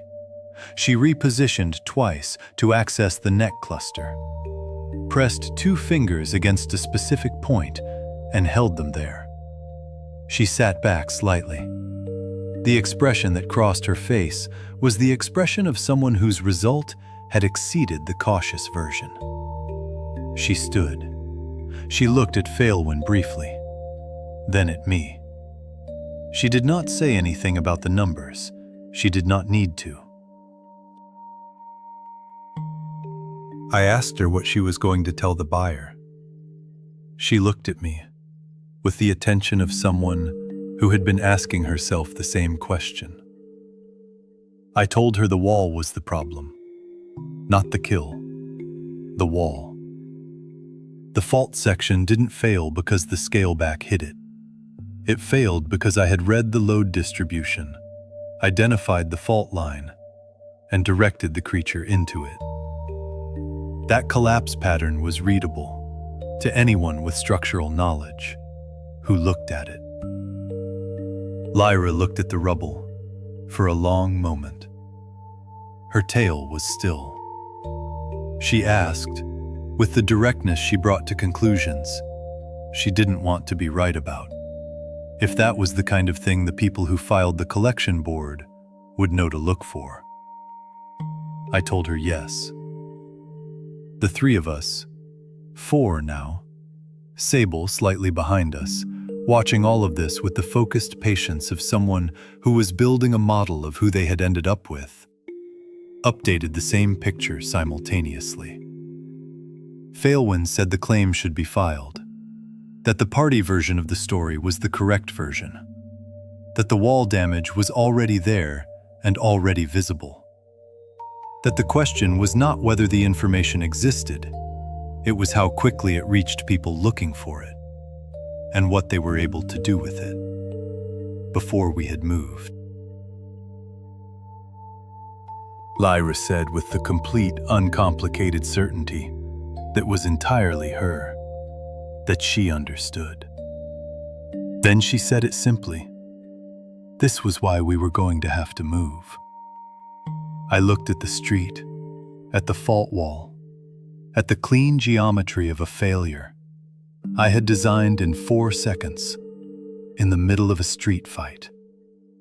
A trail was a trail. We couldn't unwrite it.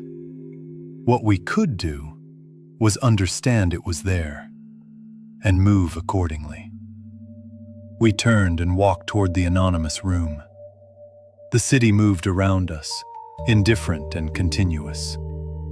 I noted something as we walked through the lower district toward the quieter streets. 5 men, sitting at a table outside a late-running establishment near the road junction. Not doing anything notable. Drinking, talking with the low-energy conversation of people who had been somewhere for a while. But arranged in the specific way that people arranged themselves when they were performing a casual activity while actually doing something else. Their attention was distributed across the street rather than across the table. I filed it, without knowing what I was filing. In the same moment, a woman passing on the opposite side of the road. Purposeful walk, practical clothes beneath a warmer outer layer. She glanced at us, not lingering, not obvious. The specific quality of a glance that was an assessment rather than curiosity. Her sleeve shifted as she moved. I saw the inside of her left wrist. Something there. A mark. 3 lines, parallel, slightly angled. I read this in less than a second as she passed, as her sleeve fell back. Then she was gone, around a corner. The street absorbed her. I filed this, too, in the place where I put things that were almost assembled, but not quite.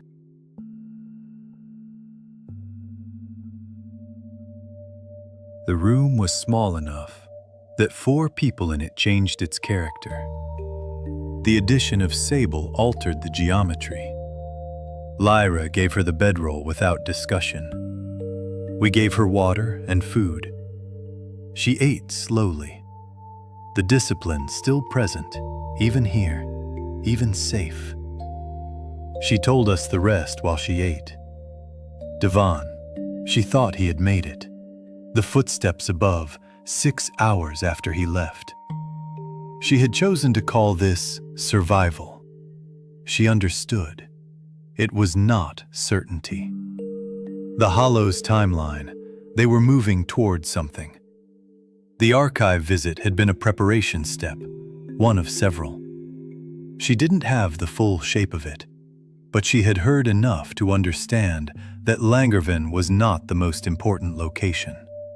A component.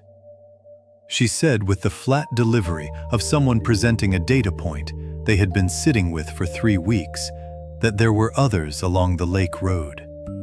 Not one archive, a network. Border war materials distributed across neutral cities along the lake road during the peace negotiation period. Stored in the underground infrastructure of cities that had grown up above them without knowing they were there. The Hollow had been mapping them for at least 15 years, had accessed at least 3 that she knew of with certainty. I looked at Phaelwyn. She was at the window. The sky outside beginning its slow move, from gray towards something warmer. Arden had set while we were underground.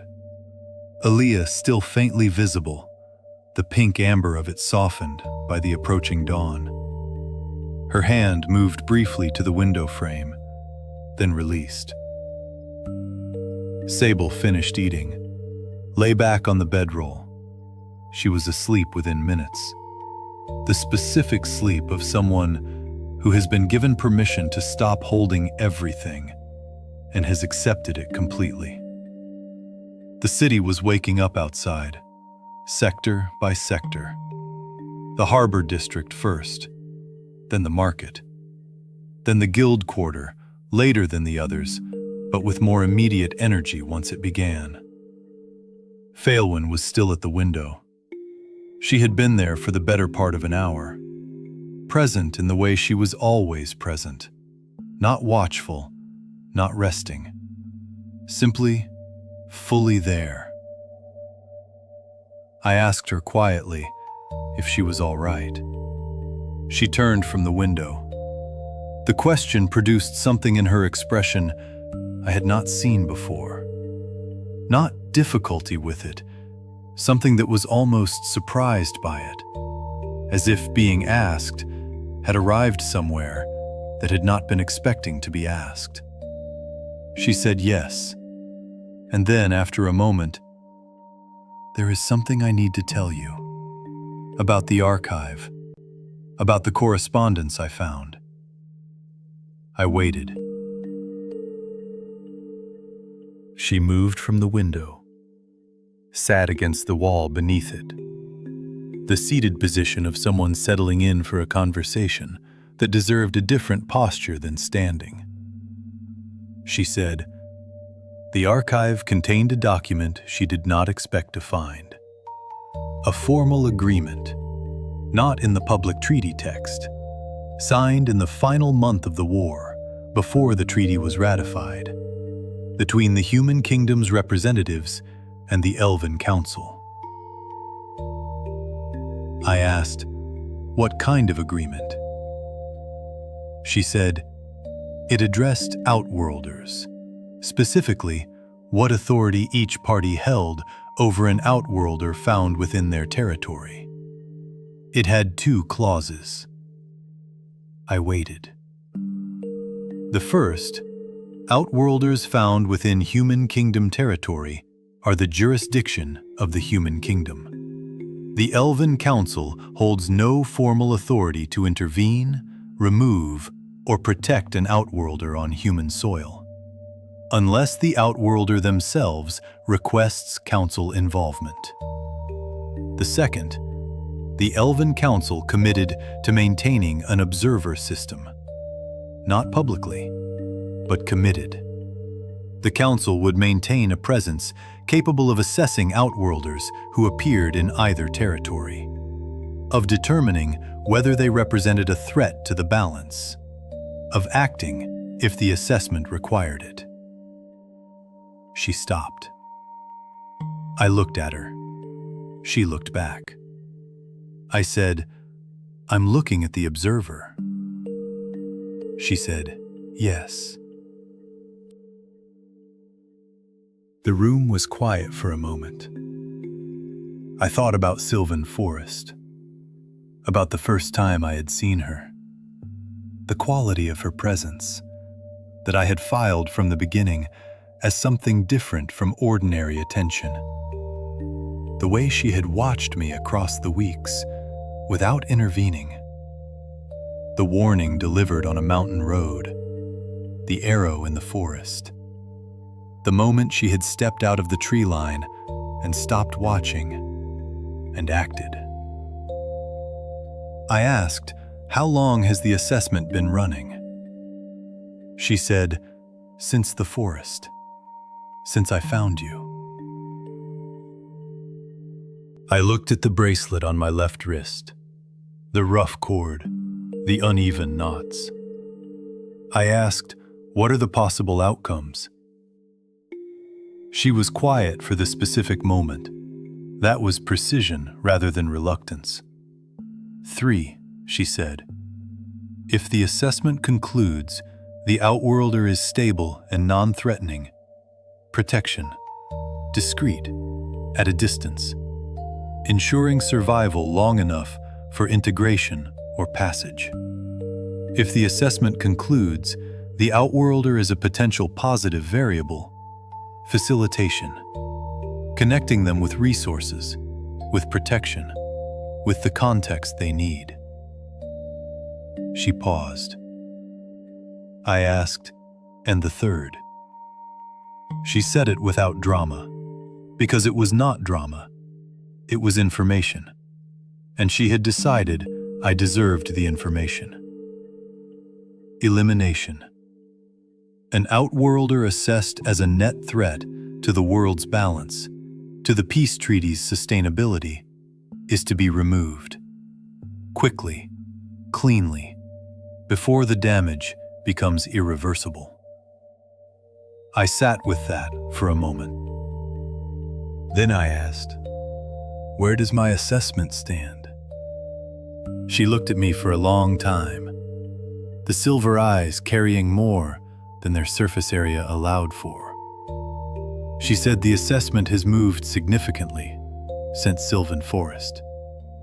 It is not formally complete. I do not finalize assessments until I am certain. She paused. But I am willing to tell you, off the formal record, as myself rather than as the observer, that the third outcome is not the direction the assessment is moving. She said it simply. No weight beyond what it carried on its own. I did not respond immediately. Then I said, I appreciate the distinction between yourself and the observer. Something at the corner of her mouth, not quite visible, but present.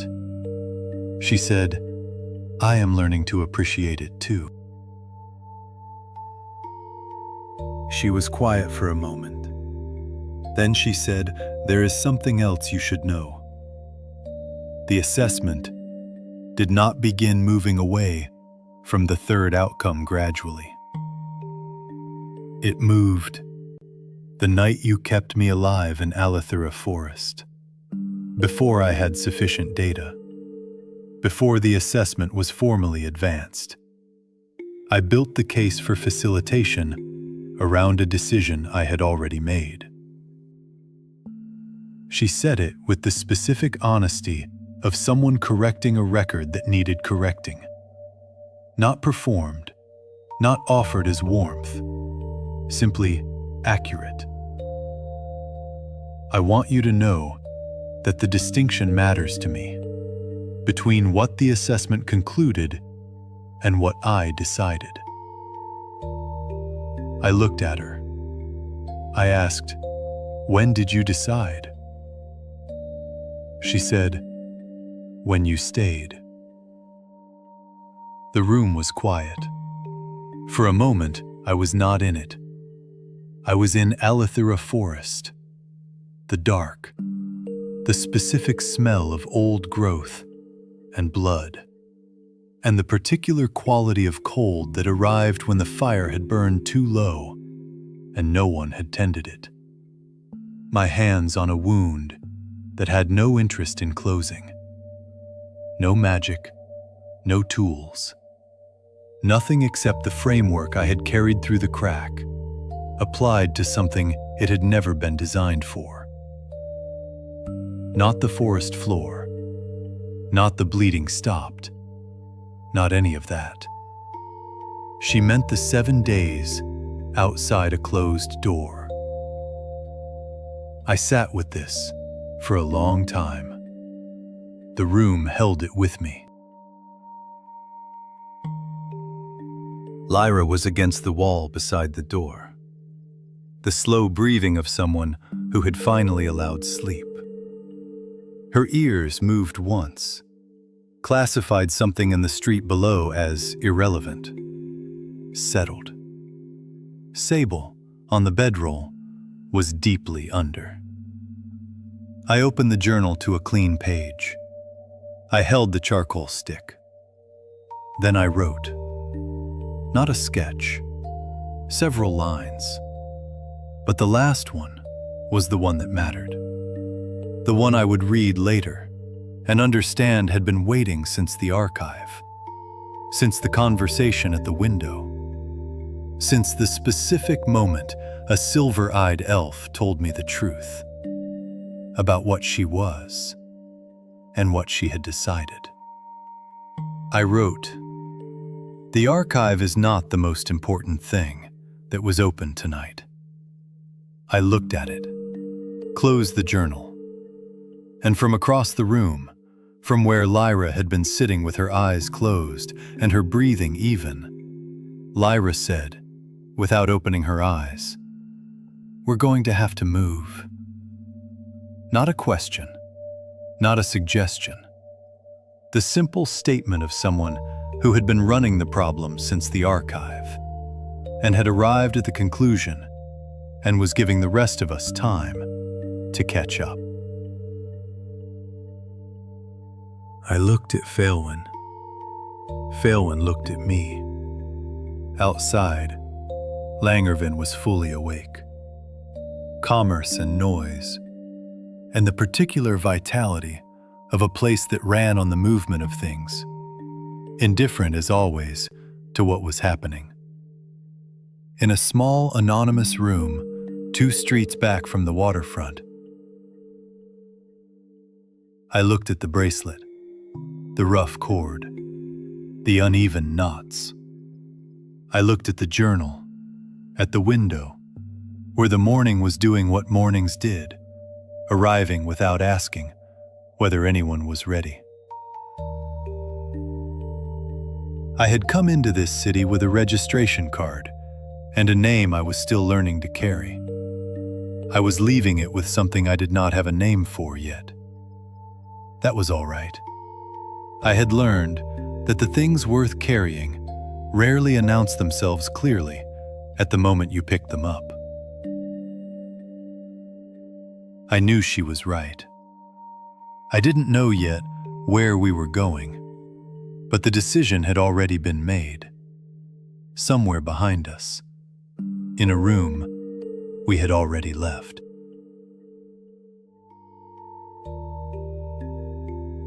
Nobody slept.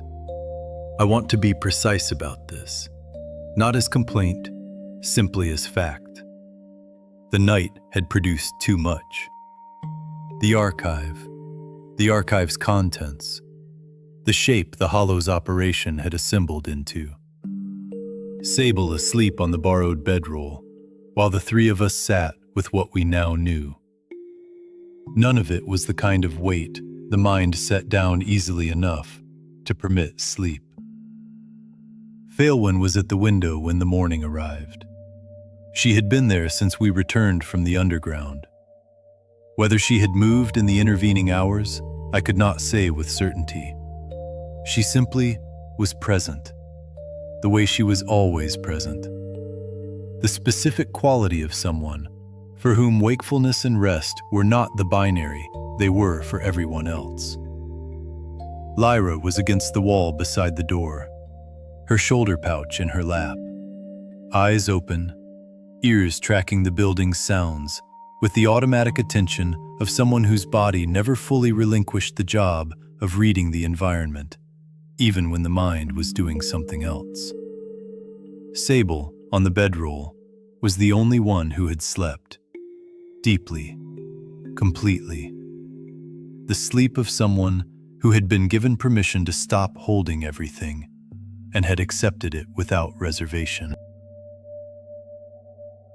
I was sitting on the edge of my own bedroll, with the journal open in my lap, and the question on the page, and nothing written beneath it yet.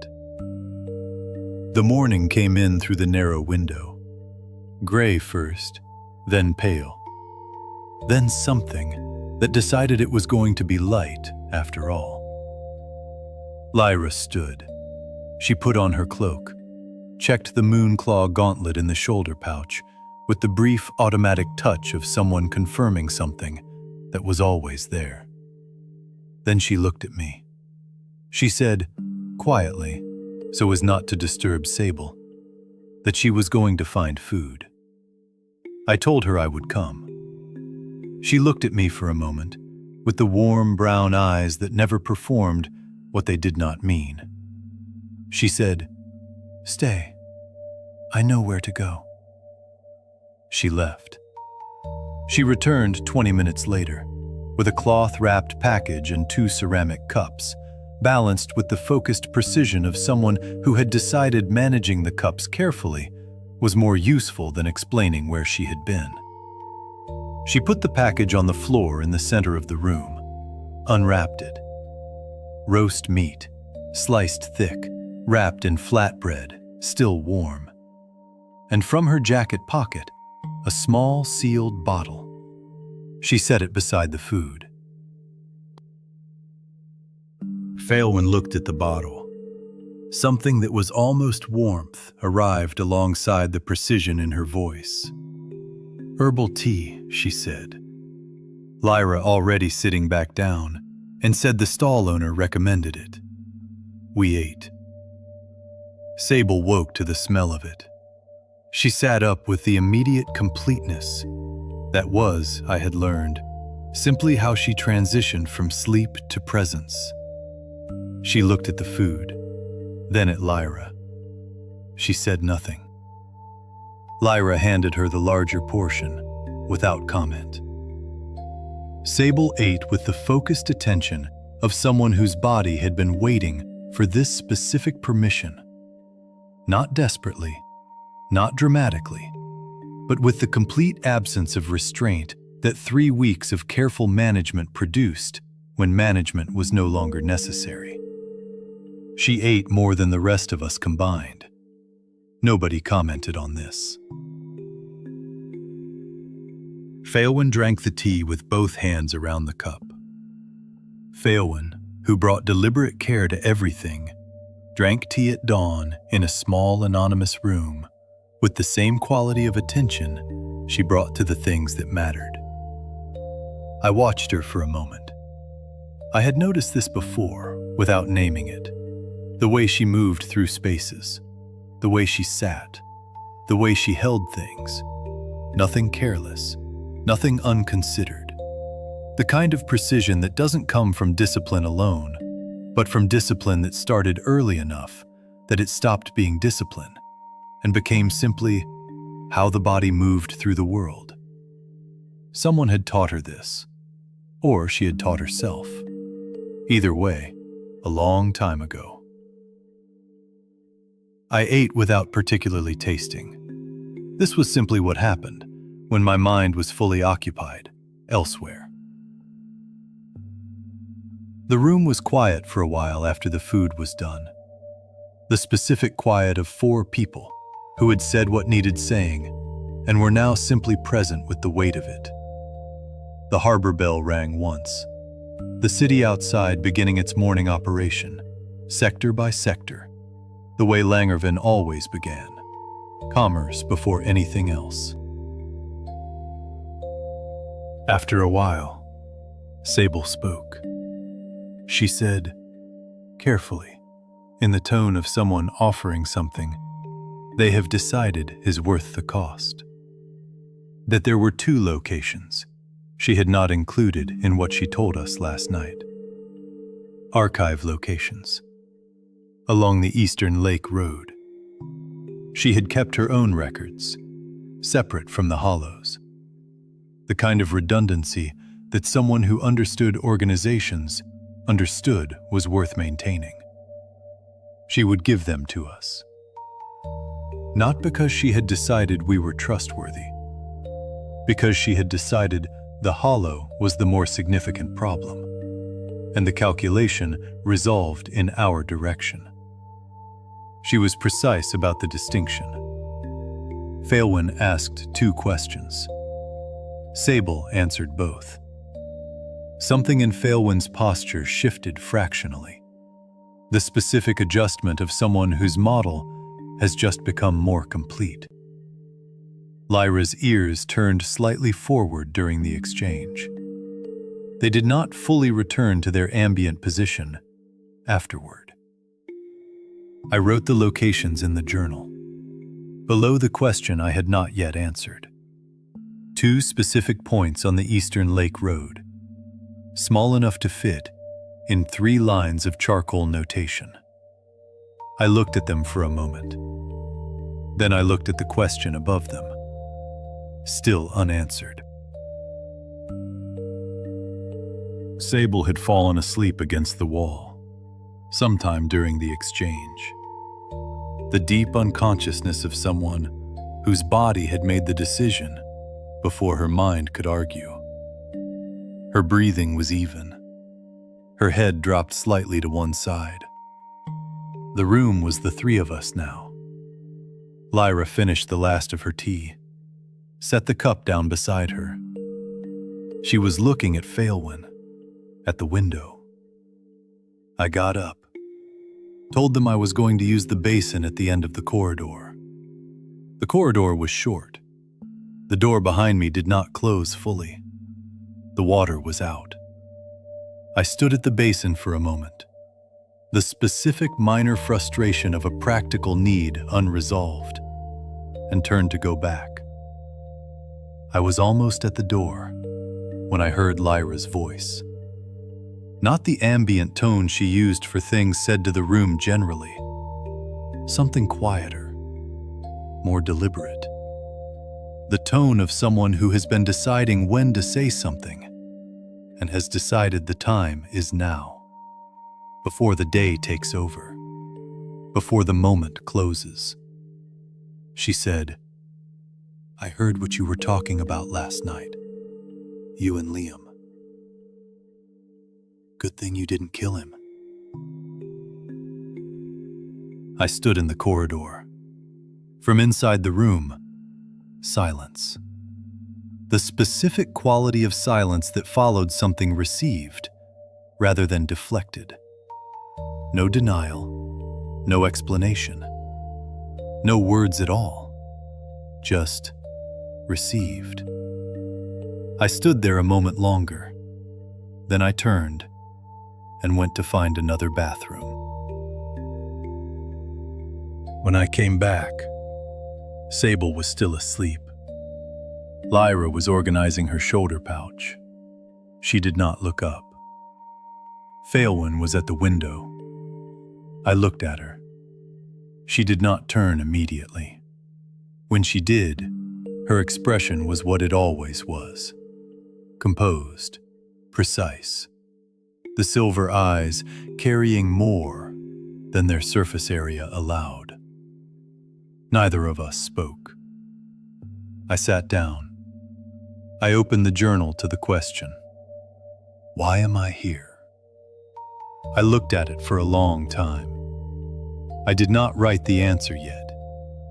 But for the first time since I wrote the question, the answer felt close enough to touch. Lyra left for the guild mid-morning. She said that she was filing the scaleback claim before the floor filled, that she would be back before midday. She was. I did not hear her come in. I was reading the wall of the anonymous room, automatic, unavoidable, the load-bearing elements of a space I had been inhabiting for days, and was about to leave when I noticed the Rons on the floor. In front of Phaelwyn's pack, in front of mine. 12. Lyra was already at the window, organizing something in her shoulder pouch. She did not look up. I looked at the Rons. I looked at her. She said, without looking up, that the buyer had asked the questions she expected, that she had answered them the way we discussed, that he had found the story interesting. She said he had mentioned it to someone before she left. I understood what that meant. I picked up the Rons, put them in the inside right pocket of the jacket, where the registration card had been sitting, and was now no longer sitting. The pocket that had been holding something institutional was now holding something that belonged to me. The weight was different, but it was there. Phaelwyn collected hers without comment. The carriage was also Lyra's idea, and Lyra's execution. She went out again in the early afternoon and returned 40 minutes later with the specific quality of someone who had resolved a logistical problem and found it adequate. She said she had arranged a rental from the stable district near the guild quarter. A covered two-person bench with a rear cargo platform, horse included. Driver's position open for whoever chose to take it. Departure at first light. She said the horse was adequate. The way she said it suggested the assessment had been thorough. I thought about arriving in Glyth with nothing, about what it meant to be leaving Langervan in a carriage. The specific quality of that. Not running, not fleeing, choosing a direction and moving toward it, with sufficient resources to do so properly. I let it settle. Then I picked up the journal and opened it again to the question, why am I here? I looked at it, closed it. Not yet, but closer. The afternoon moved into evening. Phalwyn went out sometime, after the harbor bell rang for the 4th time. Her final communication. She left without explanation and returned with the quality of someone who had done what they went to do and had nothing further to add. She resumed her position. The room held us, all 4 of us, Sable included, present and awake in the specific way of people who have processed what they needed to process and are now simply waiting for the morning to make the next decision possible. I sat with the journal open in my lap. The question, the 2 archive locations beneath it, the night outside, beginning its operation. After a long time, I stood.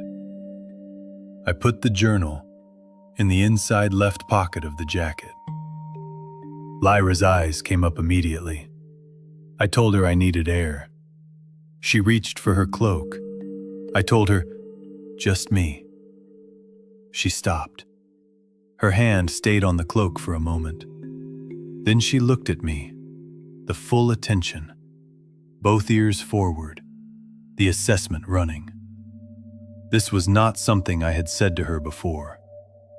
In all the weeks since White Mountain, I had not once said, just me. She knew this. I could see that she knew this. Sable was watching from her side of the room. She said nothing.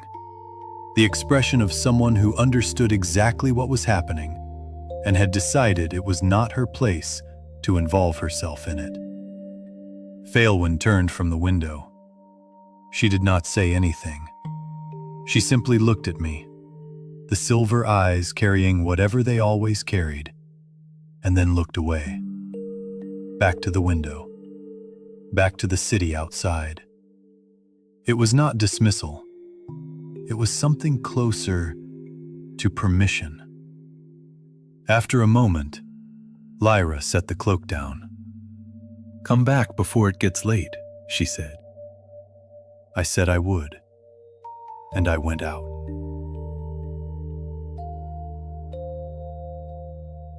The city at night had a different frequency than the city in the day. Not quieter. Langervin did not do quiet, but lower, reduced to its necessary operations.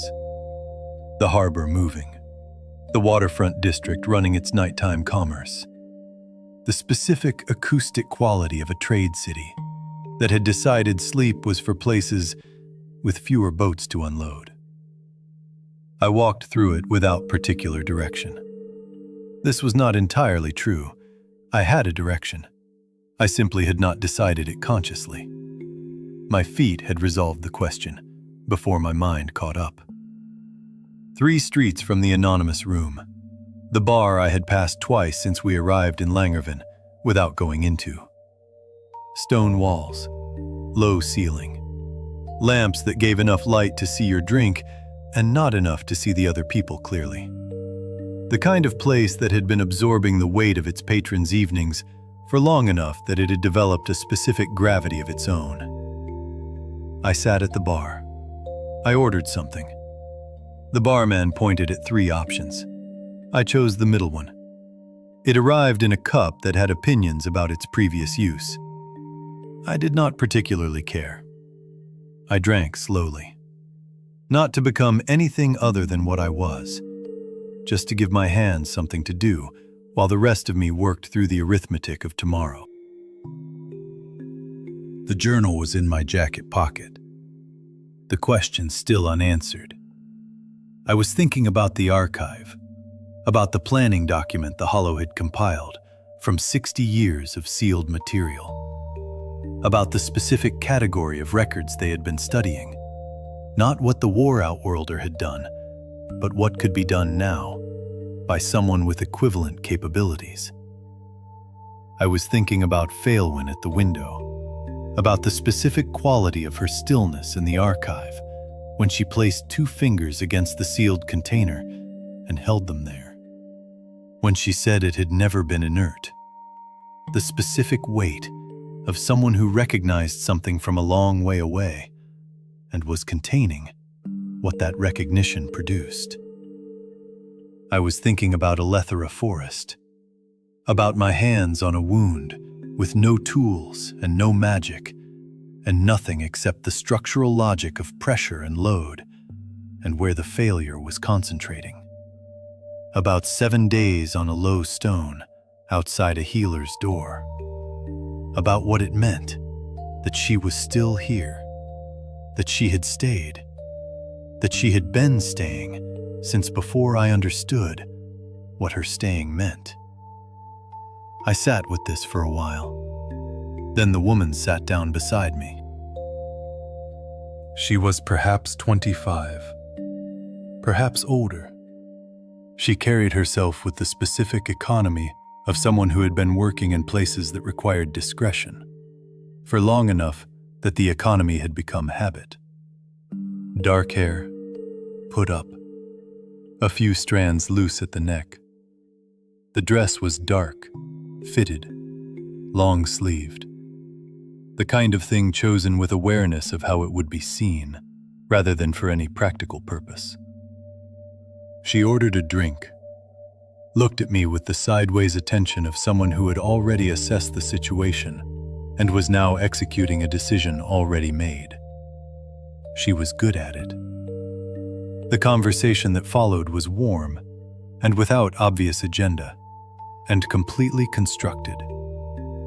I recognized the construction the way I recognized a building designed to look older than it was. The technique was correct. The aging was applied rather than accumulated, and it was visible only if you understood the language. I engaged politely, not because I was interested, because engaging was more useful than not engaging, for understanding what this was. She reached for her drink. I saw it then, her left wrist, the inside face of it, just below the heel of the hand. The sleeve had shifted when she reached forward. 3 lines, short, parallel, angled slightly, not horizontal, not quite vertical, not decorative, not personal, institutional. I filed it. She continued talking. I continued listening, with the portion of my attention that was not still reading the mark. Then she said, with the specific warmth of someone arriving at the point they had been building toward, that she had a room upstairs, that she found his company interesting, that the evening did not have to end at the bar. I looked at her. I told her, directly, without performance, that I appreciated the conversation, and I was going to finish my drink alone.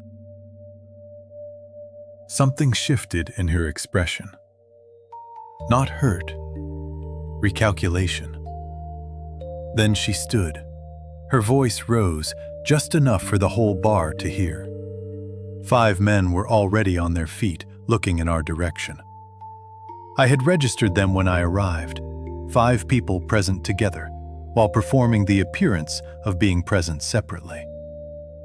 She said, loud enough for all of them, that I had touched her. I had not touched her. The 5 men were already moving. I want to be precise about what happened next. I am not a fighter. I have never been trained to fight. What I have is the ability to read load-bearing structures. In buildings, in terrain, in living bodies, and the specific understanding of where force concentrates and where systems fail when precisely disrupted.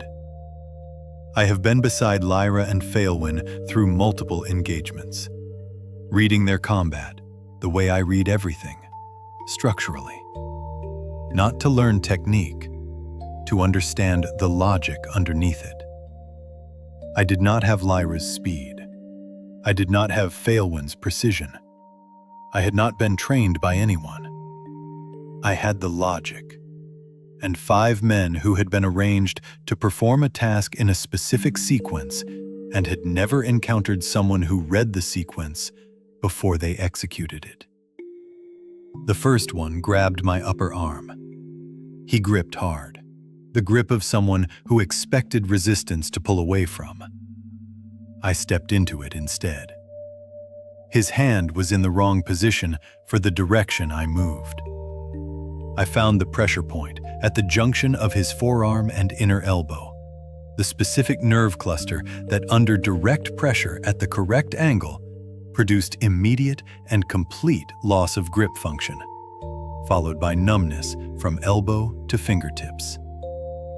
His hand opened. He could not close it. The second came from my left.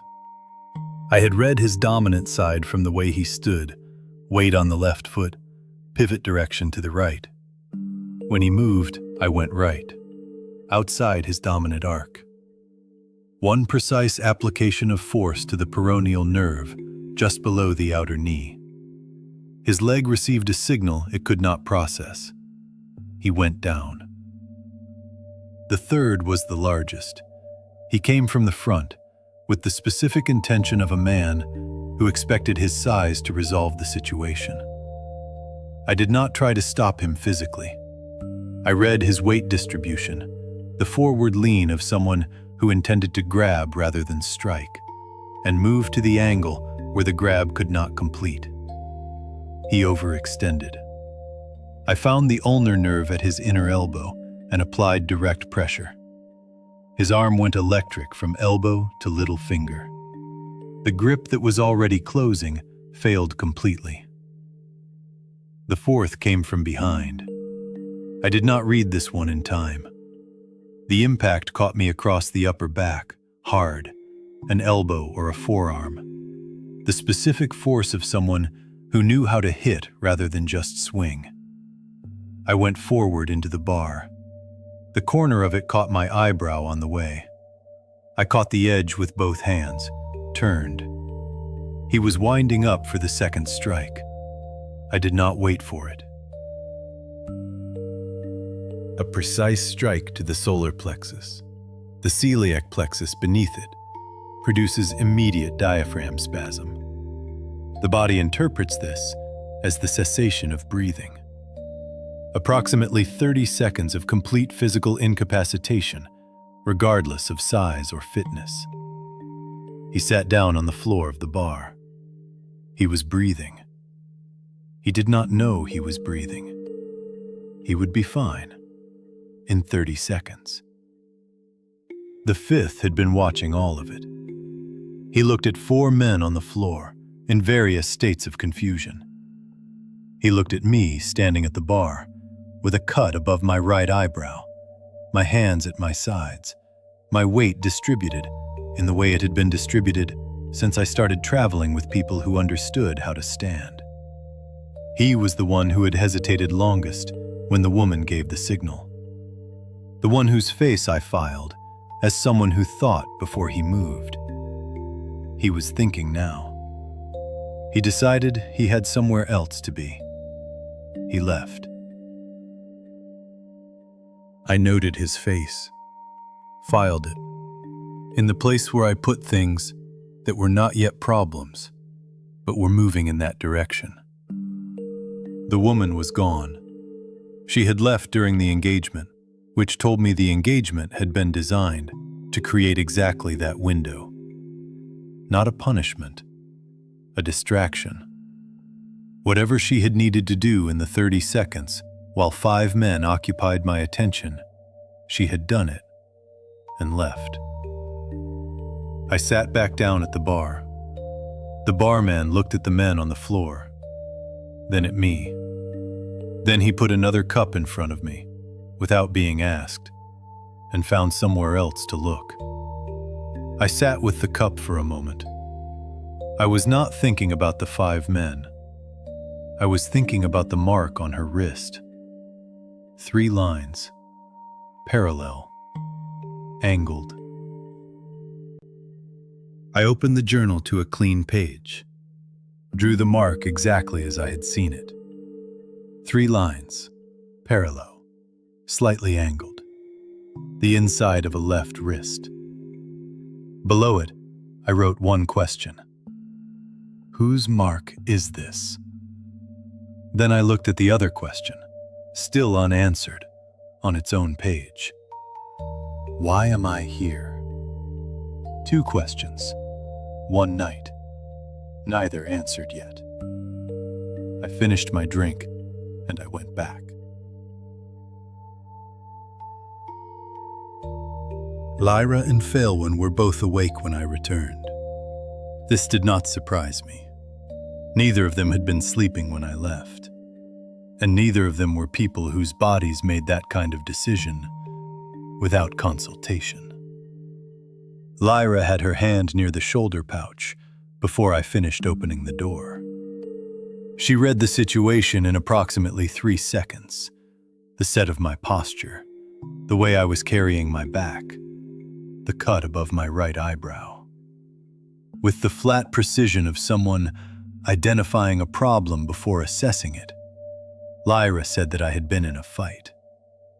I told her it had found me, rather than the other way around. Phalwyn was at the window. She looked at me with the silver-eyed attention that filed everything. Then at the cut. Then at the way I was standing.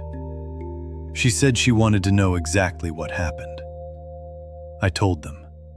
The bar, the woman, the setup, the 5 men, the mark on the inside of her wrist. I described it precisely. 3 lines, parallel, slightly angled. The fact that the woman had left during the engagement, rather than staying to escalate. When I finished, there was a specific silence. Lyra broke it first. She said the setup was too clean for a random shakedown. The 5 men positioned in advance. The woman's exit timed to the engagement. Someone had planned this before the evening began. She paused. She looked at Phalwyn. Phalwyn had already produced a small notebook. She was writing the description of the mark, with the precise shorthand of someone encoding information for later reference. She said, without looking up, that she thought we should find the woman. I asked why. She said, "The mark is not from Langerven. I have seen a variation of it before." She looked up from the notebook. She said, "A woman with that mark, in a bar, approaching a specific person with a manufactured setup. That is not opportunistic crime. That is intelligence work." She said they were going to find her tonight. Finding her took Phalwyn 40 minutes. I did not ask how. She returned to the anonymous room and gave us a room number, at an inn 2 streets east. And then we went. Lyra knocked. A long silence. Then the sound of someone who had been sitting very still for a long time, deciding whether responding was the correct decision. The door opened.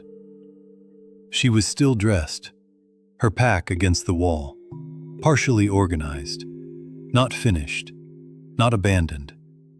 The specific state of someone who had been sitting with a decision and had not yet made it. She looked at the 3 of us in the doorway and ran the assessment.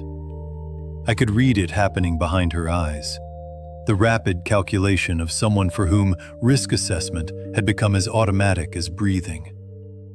Then she looked at me. Something shifted in her expression. Not relief, not fear. Recognition. She let us in. Her name was Marin. She did not offer it immediately. She sat on the edge of the bed and looked at the three of us with the composed patience of someone who had already decided to talk and was simply organizing the order. Then she looked at me and said she had known who I was when she sat down beside me at the bar. I waited. She said she had seen me before, not in Langerven, in Orenfall. The bathhouse. I had used it after the storage halls, the long days of structural work, the practical necessity of existing in a working city without calling attention to myself. The bathhouse had staff. I had not paid particular attention to the staff. I had not paid particular attention to her. She had paid attention to me. She said, a black outer garment unlike anything from any region she could identify, a newly purchased brown tunic, white shoes that did not belong anywhere she had seen. She filed it with the person she reported to. She paused. She did not know at the time what the description would be used for. She looked at me directly. She knew now. The room was very quiet. Lyra's tale had stilled completely.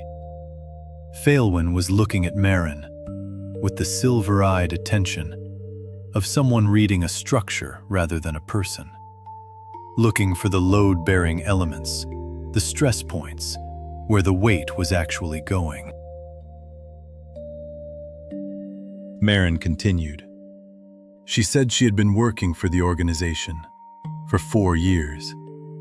Placed in Orenfall 8 months before I arrived. Her role was observation, the bathhouses, the inns, the places where unusual people passed through, and could be catalogued without the formality of official channels.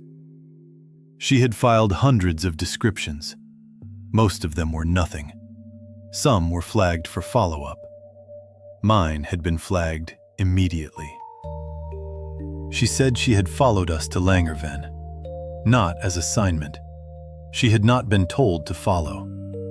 She had followed because she had been watching the organization's operations in Langerven from a distance, and something had shifted when we arrived. The underground, the archive, the team that went in and did not come back. She said the setup in the bar, the 5 men, the manufactured grievance, was not her plan. It was the organization's contingency. If she made unauthorized contact with me, her handlers would move. The 5 men were watching the bar. When she approached me, they activated the setup to either pull her back or create enough chaos to prevent whatever she was trying to do.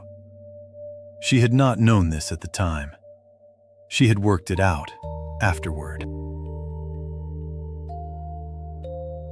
Then she said, and this was the part that cost her the most to say, there is a woman in the organization. She cannot give us a name. Someone who has been managing the file on Outworlders in Glyth for longer than she had been employed. She authorized the collection board against me before I left Orenfall. She understood what I was before the board was filed. She knows about the Observer. Phalwyn went very still. Not the stillness of assessment, something that arrived from a different direction entirely and was being very carefully managed. Marin looked at her directly. She said, the organization knows that Phalwyn El-Rahil is in Langerven. They know what she is. They know that an Elven Council observer, traveling with an Outworlder whose assessment has moved toward facilitation, is a different category of problem than a free variable.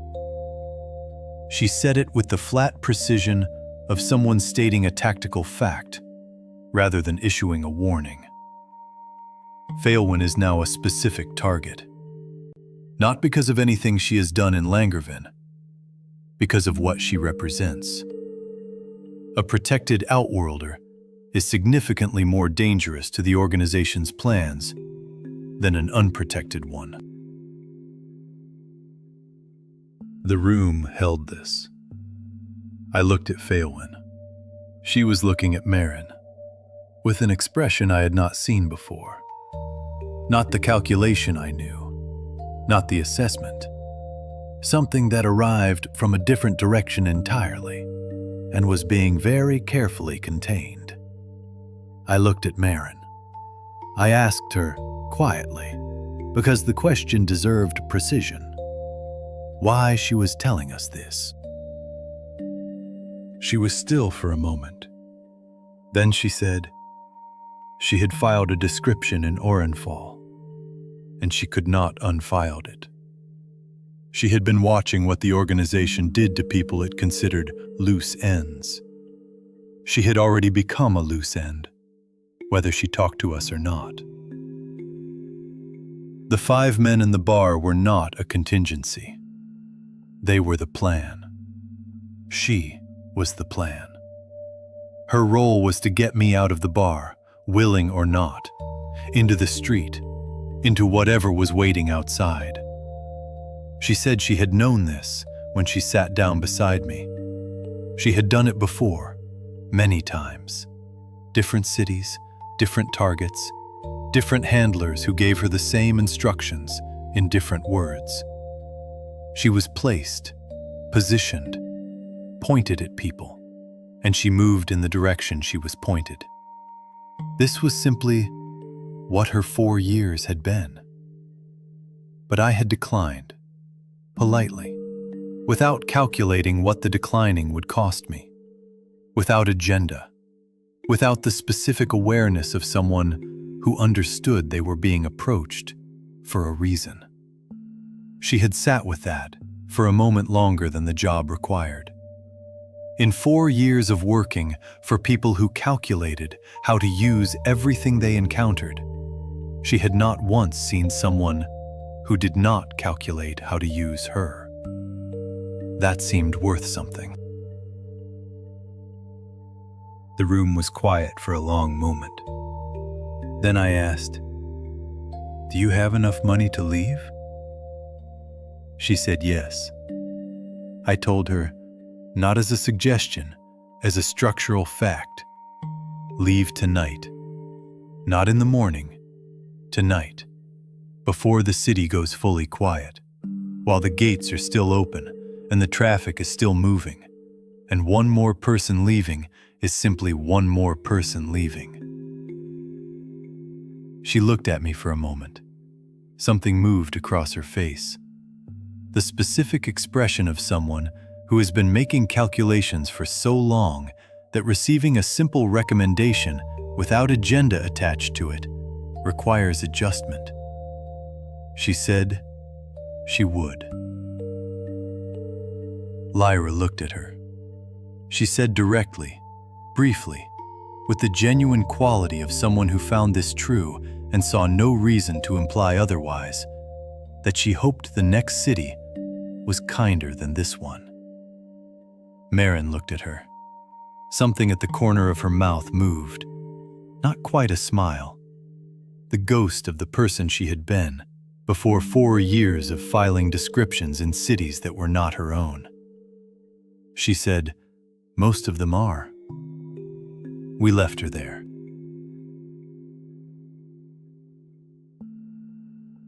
We came back to the anonymous room. 4 people in a small space at a late hour, with the specific weight of a conversation that had cost someone everything, and had given us something we had not possessed before walking through Marin's door. Sable was asleep on the bedroll, deeply. The complete unconsciousness of someone who had spent 3 weeks managing every variable and had finally been given permission to stop. I looked at her for a moment. Then I looked at the room. The journal on the floor beside my bedroll. The charcoal stick beside it. The packs, organized, ready. The departure planned, and the carriage arranged, and everything that needed to be done before first light, already done. Phalewyn went to the window.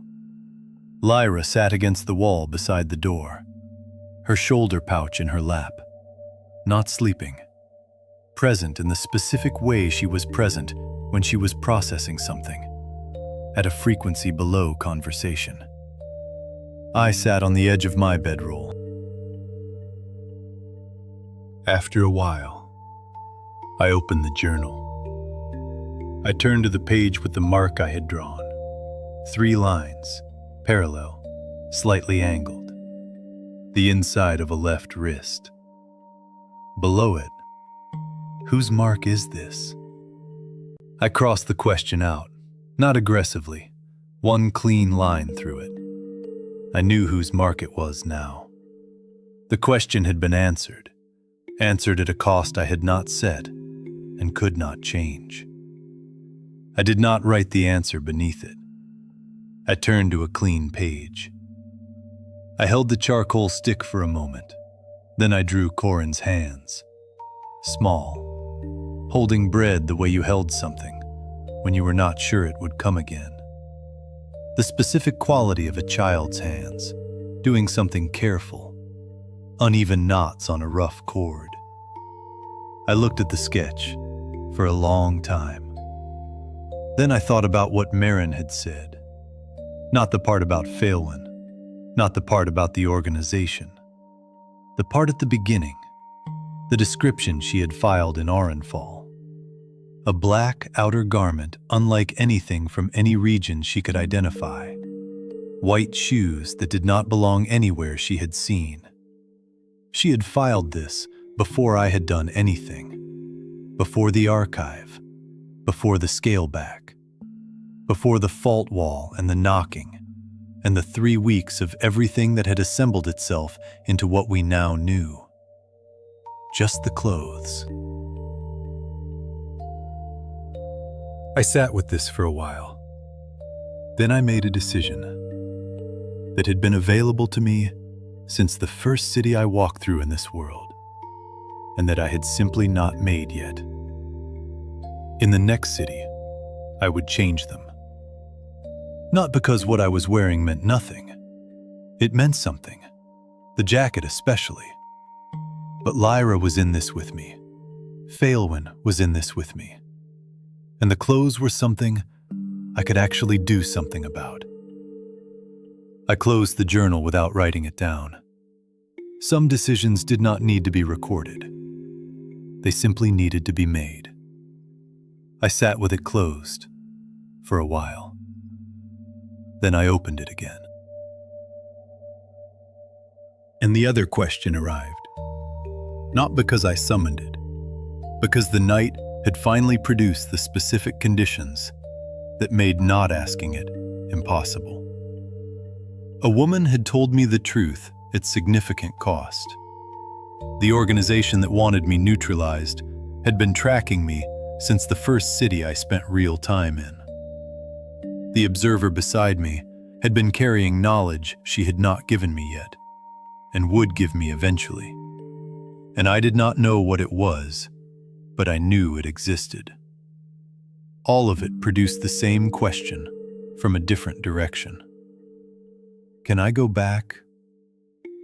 Not, do I want to? That was a different question. I knew that answer already.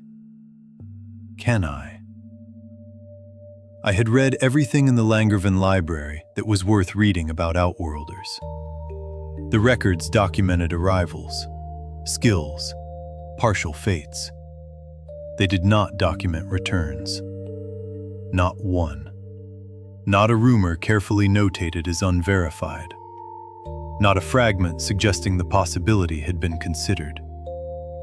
Either no Outworlder had ever returned to Earth from Glyph, or the ones who returned left no record here. I sat with the second possibility for a while. Then I set it aside, not because it was impossible, because it required a mechanism I had no evidence for, a crack that could be opened from this side, a threshold that could be crossed deliberately rather than accidentally. A death survived twice in the same direction. The honest answer was, I did not know. The honest answer beneath that was, I had not looked very hard. And the honest answer beneath that was something I wrote down and looked at for a long time. I think about Noah sometimes. Not with love, not with hatred, with the specific incompleteness of a story that ended in the middle of a sentence. He is alive on earth. Chloe is alive on earth. They went on. They made whatever choices people make when they have done what they have done, and the person they did it to has simply disappeared. I will never know what those choices were. That specific not knowing surfaces sometimes. Not the impossibility of return, not the grief of a world lost. The particular incompleteness of a story I was inside and then was not. I wrote the question in the journal. Can I go back? I looked at it. Then I wrote the answer beneath it. I don't know, but I am not looking. The two moons moved across the strip of sky, visible through the narrow window. Arden, broad and pale. Aaliyah, smaller, pink amber, doing what it always did, without requiring acknowledgement for it. Failwin was still at the window. She had been there since we returned. Whether she had moved in the intervening hours, I could not say. She was simply present, the way she was always present. After a long time, she turned from the window. She moved to the wall beside it and sat, slowly, the movement of someone whose body had finally made the decision for her. She looked at the room, at Lyra, at Sable, at me. Then she closed her eyes. Not sleep exactly, just the night doing what it could with what was left of her. Even when rest came, Failwin was still deliberate. I sat with the journal closed and the bracelet on my wrist, and the two questions answered. One crossed out, one given the only honest answer available, and watched the moons move across the strip of sky. The city outside continued, indifferent, continuous, doing what it had always done. Morning arrived, without asking whether anyone was ready for it. Dawn came in through the narrow window, in the way dawn came into rooms that faced walls. Not directly, reflected, the light having decided on its direction before it arrived. Sable was awake before any of us acknowledged the morning. She was sitting up on the bedroll, with her pack already organized beside her. Not hurriedly. She had been preparing for this moment since before she opened her eyes. Everything she owned returned to its correct position, the pack smaller than ours. Everything fitting into what she could carry, and no more. She looked at the three of us. Then she stood. She said that she was going to go. Nobody argued with this. It was not an argument kind of statement. Failwin went to her first. I watched from across the room. I could not hear what was said. Failwin spoke first. 2 sentences, perhaps 3, in the low, measured tone she used when she was delivering something precise. Then she reached inside her cloak and produced something small, something that fit in a closed hand. She placed it in Sable's hand. Sable looked at it. I read her face across the distance. the micro-adjustment of someone receiving something they had not expected and are recalibrating to account for. Not surprise, recognition. Someone who understood what they had been given, and understood also that understanding it fully would take longer than this moment allowed. 4 sentences between them. Phaolwyn stepped back. I filed what I had read, without knowing the content. Something given, something received, something that would matter later, in a way neither of them had stated. Then Lyra. She went to Sable directly. She said something I watched rather than heard. 1 sentence, maybe 2. Sable's professional composure slipped. Not dramatically, a fraction. Someone encountering sincerity they had not accounted for, finding that their model of the interaction had just been revised. She recovered quickly, her recovery fast, trained. The recovery of someone who spent years in situations where composure was professional currency. But for one moment, it was visible. She said something brief in return. Lyra nodded once, the complete satisfaction of someone who has said a true thing and does not require it to be acknowledged further. She stepped back. Then Sable came to me. She stopped at the distance of someone who understood that proximity was a variable to be managed. The professional distance, not unfriendly, simply calibrated. She said she had something to tell me. She told me carefully, not because she was uncertain, because she was choosing the precise words that conveyed exactly what she intended, and nothing beyond it. She said that the Hollow's interest in the displacement phenomenon is not incidental to their archive research. It is the same operation. The displacement and the archive network are connected at a level she did not understand when she accepted the engagement. They have been tracking the displacement for longer than they have been accessing the archives. Years longer, possibly a decade. She said she did not know what was causing it. She was not given that information. But she knew. The Hollow knew. She looked at me directly. They are not afraid of what is approaching from the east and north. She said she thought they considered it an asset. I stood with this for a moment. Then I asked, carefully, because the answer would complete something, whether she thought the Hollow considered the displacement a threat.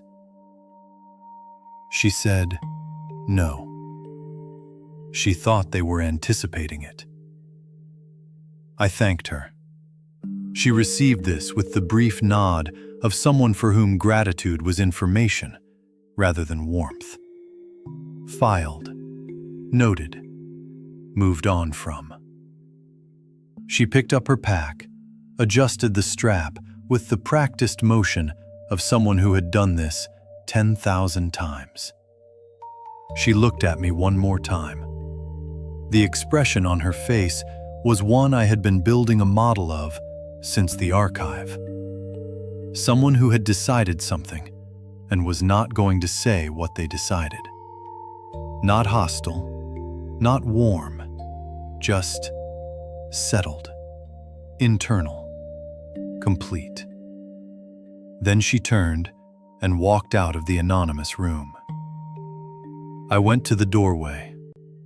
I watched her move through the corridor, down the stairs, into the street below, visible briefly through the narrow window before the city absorbed her. Not until she turned a corner, until she was genuinely gone. Indistinguishable from every other person moving through the morning with their own direction and their own business. I read her departure the way I read everything. What I read was someone still calculating. Someone who had left, carrying more than the 2 archive locations she had written on the folded paper she gave Phalewyn. Someone who had left carrying something she had not yet decided what to do with. I filed this, in the place where I put things that were not yet problems, but were moving in that direction. Then I turned back to the room. Lyra was already at the door. It was time to go. I asked Lyra, "Where are we going?" She did not answer immediately. She looked back at Phalewyn, a brief look, the checking of someone who knows which information belongs to which person. Phalewyn said, "East, the Lake Road, 4 days to the first location." Lyra looked at me. She said east. That was the whole conversation. The carriage was waiting in the street below. Lyra on the driver's bench.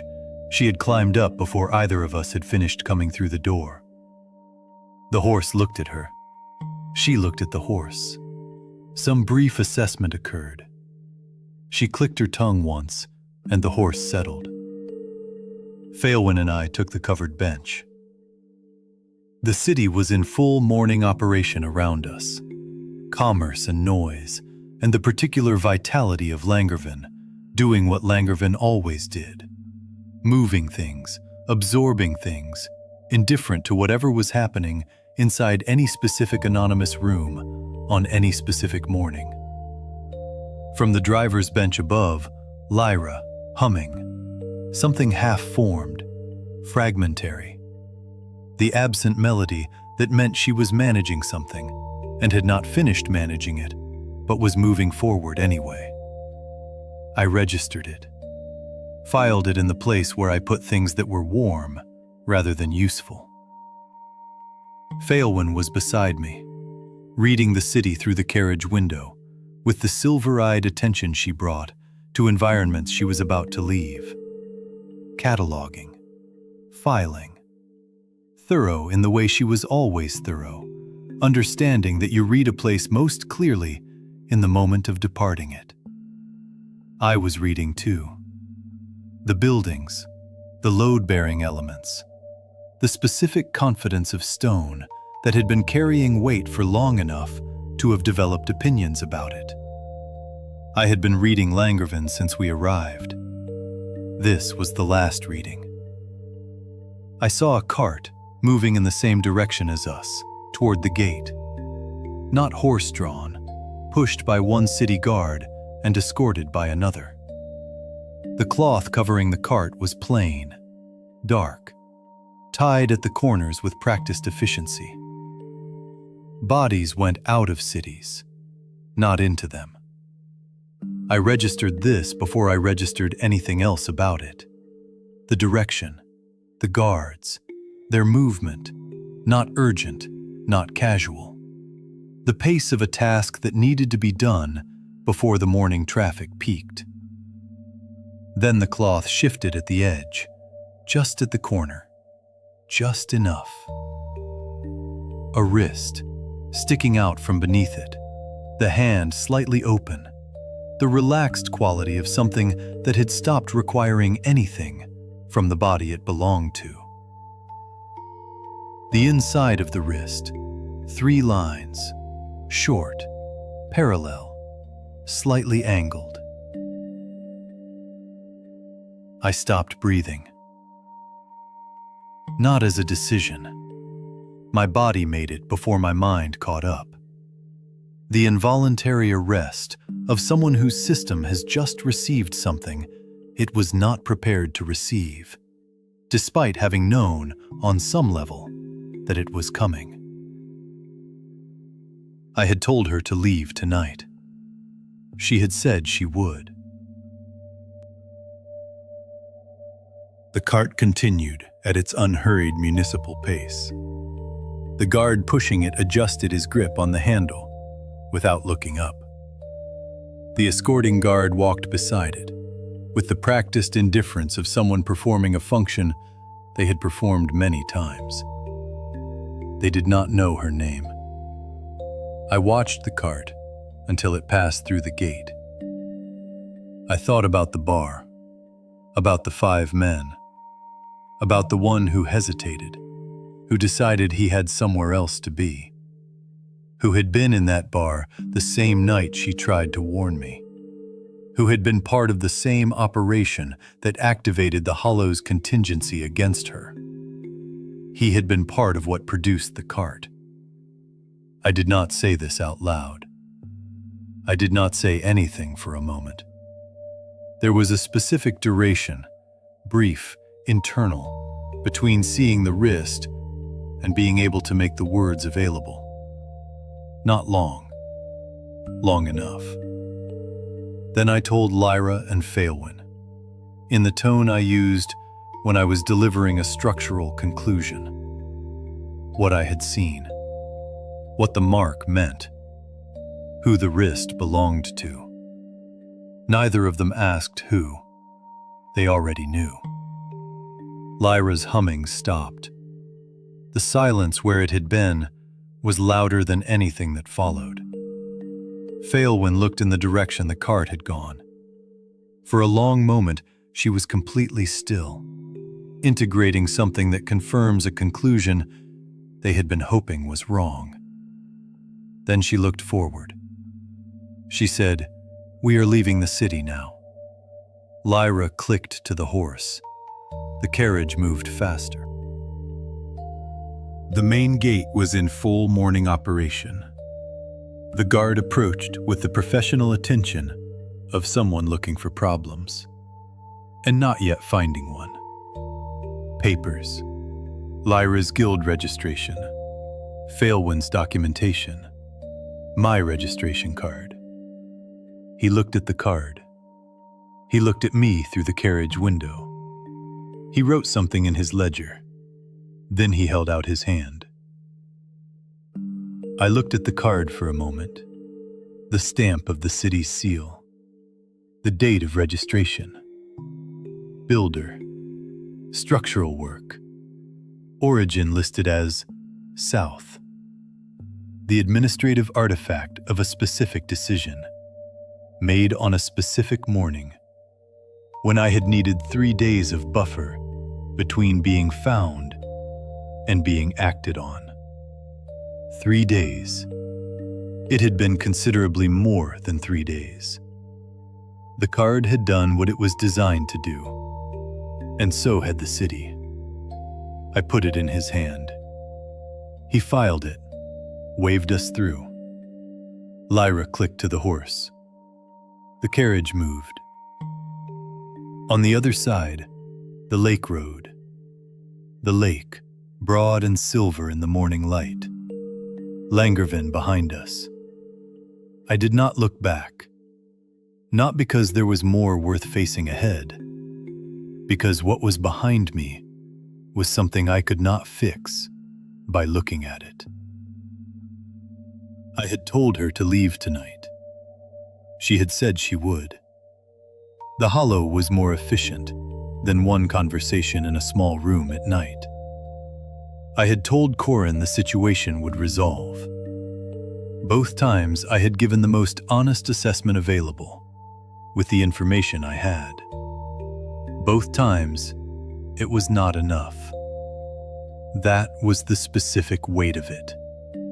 Not that I had been wrong to try, but that trying correctly and trying sufficiently were not the same thing. And the gap between them was where the people you could not save went. And somewhere in the city behind us, the man from the bar was still in that city. The one who had hesitated, who had decided he had somewhere else to be, who I had filed in the place where I put things that were not yet problems. I understood now that he had become a problem some time ago. I had simply not been looking. at the right part of the picture.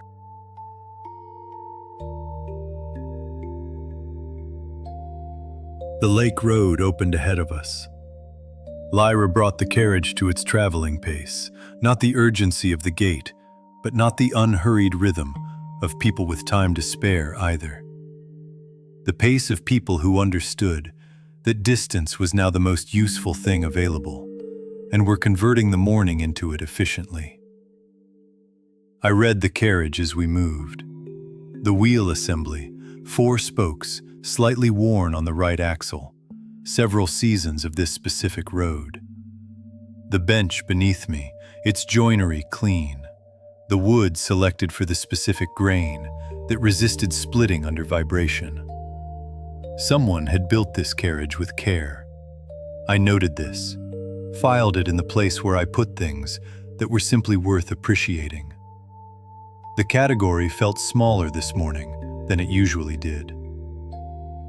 Failwin was beside me, not reading the scenery, reading the distance behind us, checking whether the morning had produced anything following at a pace that matched ours.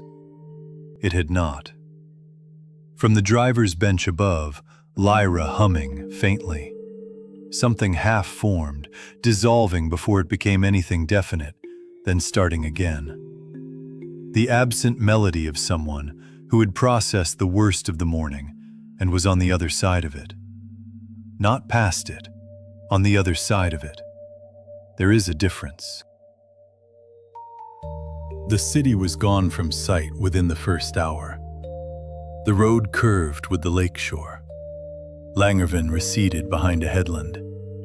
The lake to the left, broad and silver and patient.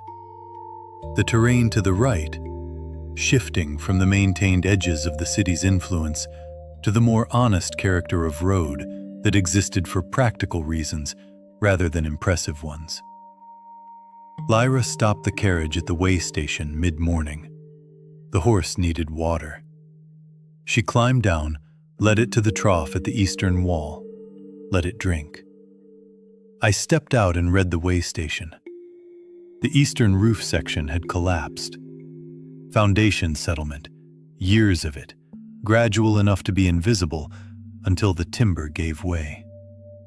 I found the displaced stone at the base of the eastern corner, read it, repositioned it. The wall did not respond the way I expected. The material was wrong. Not the reed, the material. Glyphstone and earthstone looked the same from the outside. They were not the same inside. I reset the stones to what the structure itself preferred, not what I had calculated, what the wall was actually telling me. The stones settled. The wall held. Not as I intended, correctly, in the way the structure understood as correct. I stood, stepped back, turned, and walked back to the carriage. Failwin said nothing. She had watched the process, not just the outcome. The silver eyes found me when I returned, held my gaze for a moment. Something had shifted in her assessment, not downward, something more precise than that. She turned and walked back to the carriage. An hour passed the way station. Lyra dropped back from the driver's bench. We had stopped briefly, at a flat section of road to rest the horse. She leaned against the carriage beside me. She did not address the way station. She said I took a contract in my second year of guild registration. A marsh predator, Southern Lake Road. I said nothing. I was listening. She said I spent 3 days reading it, its trails, its patterns, where it fed, where it rested, what it avoided. Everything I found pointed the same direction. I moved on it. But when I moved, the animal went into the water. She said I never knew it could swim. Every account said this type avoided deep water. 3 days of reading confirmed it. But on the day I acted, it went into the water. She said I learned 2 things. 3 days of observation builds a very good model, not a complete one. And the animal going into the water was not a failure of my skill. She looked at me once, the warm brown eyes that never performed what they did not mean. It was information, something no previous guild record had documented, because no one else had been wrong about it in quite that way before. She said I caught it eventually. The record I filed afterward included a notation about aquatic behavior. First one in the guild's records. The mistake made me better at the thing I do, not despite being a mistake. She did not complete the sentence. She did not need to. She climbed back onto the driver's bench. I sat with what she had actually said. Not the story. What was underneath the story. The thing that went wrong was also the thing that added to what you know. It was not subtracted from you. It was added to you. I thought about the way station, about glyphstone and earthstone, and the gap between mostly the same and identical. I thought about Marin, about what she had added to what I knew, at the cost she had paid for adding it. I filed this, not in the place where I put structural conclusions, in the other place, the one that had been getting larger since White Mountain, the one that still did not have a clean name. The humming returned from the driver's bench above, half-formed, dissolving, before it became anything definite, then starting again. She was still managing, still moving forward. The forest was visible ahead, the canopy closing across the road, where the lake road entered old growth. Dark, dense. The atmospheric quality of a place that had been accumulating itself for long enough that the accumulated years had become a physical property of the air beneath it. I looked at it, filed what I read in the bird distribution along the eastern edge, wrong in a specific direction, the displacement closer than it had been when we left Langervin. I said nothing. The road continued. We followed it. Lyra stopped the carriage at the edge of the old forest. Not a decision that required discussion. The canopy closed quickly past the tree line, the light changing within the first few meters, the road surface disappearing under root systems and accumulated leaf matter. And further in, far enough that it was only barely visible from where we stood, a fallen tree across the road. Massive. The kind that did not fall on its own. There was no going through. There was only going in on foot and finding another way out. Lyra tied the horse to a substantial root at the road's edge, with the specific nod of someone who understood the difference between a horse that would stay and a horse that would decide it had somewhere better to be. She left water and feed from the cargo platform. She told the horse, briefly, practically, that we would be back. The horse's ears moved once. We went in on foot. The old growth had a specific quality. Not the quality of Sylvain forest in the south, ancient and weighted, and aware in the way things were aware, when they had been accumulating themselves, since before any of the civilizations built above them existed. This was different. Older in the settled sense, rather than the deep sense. The kind of forest that had been here long enough to have developed opinions about disturbance, without having developed the specific gravity of something truly ancient. The trees predated the road, readable in the way the road curved around root systems, the builders had decided were not worth confronting, which told me something about the people who built this road. They had understood that some things were not worth the confrontation. The canopy changed the light, deepened it, made it more considered. The acoustic signature changed too. In open terrain, sound distributed freely. In this forest, it behaved differently. Some sounds absorbed, some amplified. The canopy and the root systems, and the centuries of accumulated leaf matter, creating a specific acoustic environment that was its own kind of information, if you could read it. I read it as we walked. The birds were present, the insects, the small movements of small creatures in the undergrowth, the normal frequency of a forest in afternoon operation, except in one direction. To the east and slightly north, away from the lake, away from the road, into the deepest part of the old growth, the normal frequency was absent. Not dramatically, not the sudden silence that preceded a specific immediate threat. Something slower than that. The gradual absence of the small things. The birds not gone, but quieter in that direction. The insects not absent, but reduced. The specific pattern of animals that had decided, separately and over time, that a particular direction was not worth visiting. I had been reading this pattern since White Mountain, since the veil deer moving, since the scaleback in the lower district, since Lyra's assessment of the guild's regional records. The displacement was closer than it had been when we left Langerven. Significantly closer.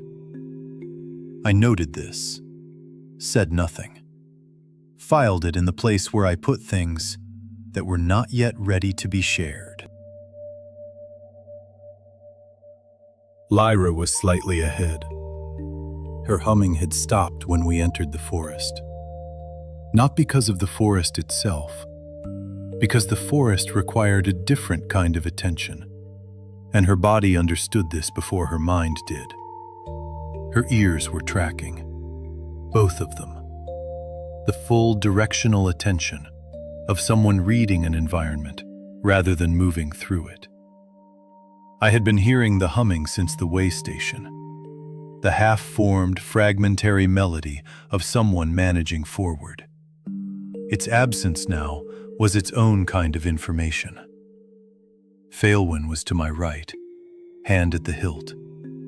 A century of survival instinct that had long since become reflex. I was reading the road, the root systems crossing the surface, the specific way they distributed load from the trees above, the canopy above us moving slightly in a wind that did not reach the forest floor, the light in fractured columns, shifting. I was reading the road when the man stepped out of it. He came from the right, where the undergrowth thinned before a flat section of road. The position of someone who had been waiting, at the point where the road offered the least cover for the people using it. He had chosen well. This was not his first time doing something like this on a forest road. He was carrying a sword. He was also the fifth man from the bar, the one who had hesitated, who had decided he had somewhere else to be, and then followed us to find out where that somewhere was.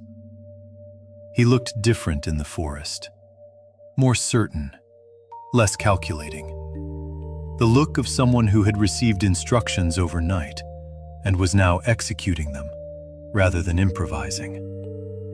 I looked at him, and I thought about the cart moving through the gate at the same unhurried municipal pace, about two guards who did not know her name. I knew his face. I had filed it in the bar, in the place where I put things that were not yet problems. he had become a problem. Not on this road. Earlier, when he left the bar and I let him go. When I filed him and moved on. When I made the calculation that he was not yet worth the attention. Marin had paid for that calculation. I stood with this for one moment. Behind him, I read the positions of 4 more people without appearing to read them. Spread into the trees on both sides of the road. The specific quality of occupied stillness that was not the stillness of an empty forest. 4 positions. Bows. He said, with the flat authority of someone delivering a prepared statement, that 3 of us were going to come with him. That there were people who wanted to speak with us. That this did not need to be difficult. He said the word 3 of us, but he was looking at me. Lyra's hand was at the shoulder pouch. The moonclaw gauntlet half drawn. Her ears fully forward, not ambient tracking. The fixed attention of something specific, acquired and held. Lyra looked at him. Her ears were still. Her voice was flat. You killed Marin. Not an accusation. A question she already knew the answer to. Delivered the way she delivered facts, without performance, without weight added. The weight was already there. She did not move toward him. The 4 bows in the trees were the reason. I could read this in the specific quality of her stillness, not calm, contained. The man looked at Lyra, then at me. She talked. We found out. He smiled when he said it, the kind of smile that assumed it still had time. Faelwyn's sword was in her hand, the movement too practiced to have a visible beginning. I was reading the road, reading the 4 positions in the trees, reading the man in front of us, his weight distribution, his grip on the sword, the specific quality of his stance. He was still talking. He did not finish. Something dropped from the canopy above him, and the sentence ended there.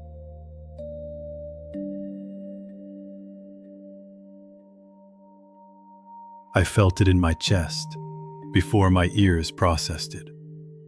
Not sound, pressure. A resonance that arrived through the air, the way sounds with real mass arrived.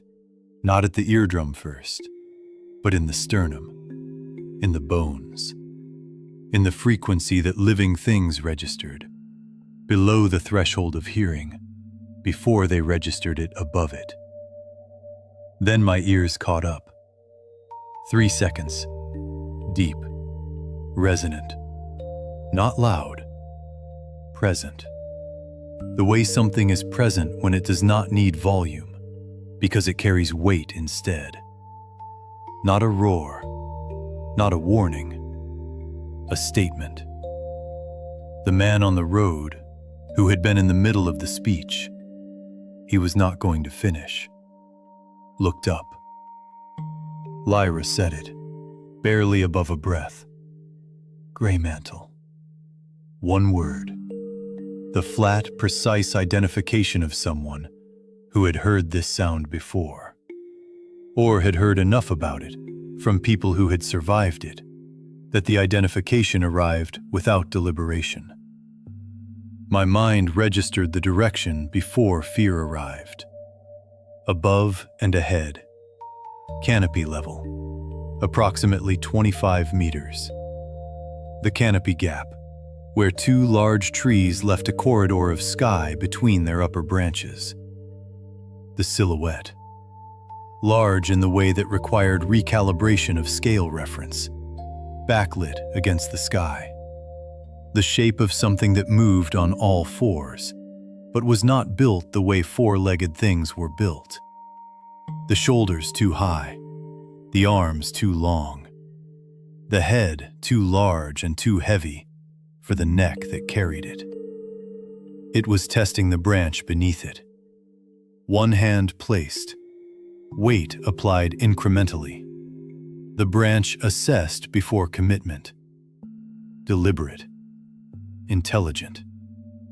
And it was directly above the position where the man on the road was standing. I had 3 seconds. I called, "Move left, both of you, now." I did not call the landing point. I want to be honest about this. The landing point was readable. I had it. The calculation was complete before the call was made. I called the party clear. I did not call him clear. Whether the anger produced a silence where that call should have been, or whether the timing simply did not permit it, I have not been able to tell myself with certainty. We moved left. The gray mantle dropped. The impact arrived as a physical event before it arrived as sound. A shockwave through the ground, traveling through the root systems and the compacted forest floor, and into the soles of my feet, and up through my legs, with the specific quality of something very heavy meeting something very hard, at speed. The sound followed a fraction later, concussive, final, the kind of sound that silenced everything else in a radius for a full second afterward. I read the landing impact, not consciously, not as a decision. The numbers arrived the way they always arrived, complete, already done, as if the calculation happened somewhere I do not have access to, and only the result was handed up. 800 kilograms, give or take, the imprecision of reading force through organic material rather than stone. I don't know how I know these things. I just know. There are numbers that appear in the mind. I have stopped trying to understand the mechanism. I use what arrives. And what arrived told me something about the right knee, the asymmetrical load distribution from the landing. The right side had absorbed marginally less force than the left. Something in the joint had been compensating for something. Not significantly, but enough. I filed this. The gray mantle was still reorienting from the impact, 2 seconds of the frame absorbing the landing, the arms bracing, the head coming up last. The dark amber eyes found the environment. They found the man on the ground first.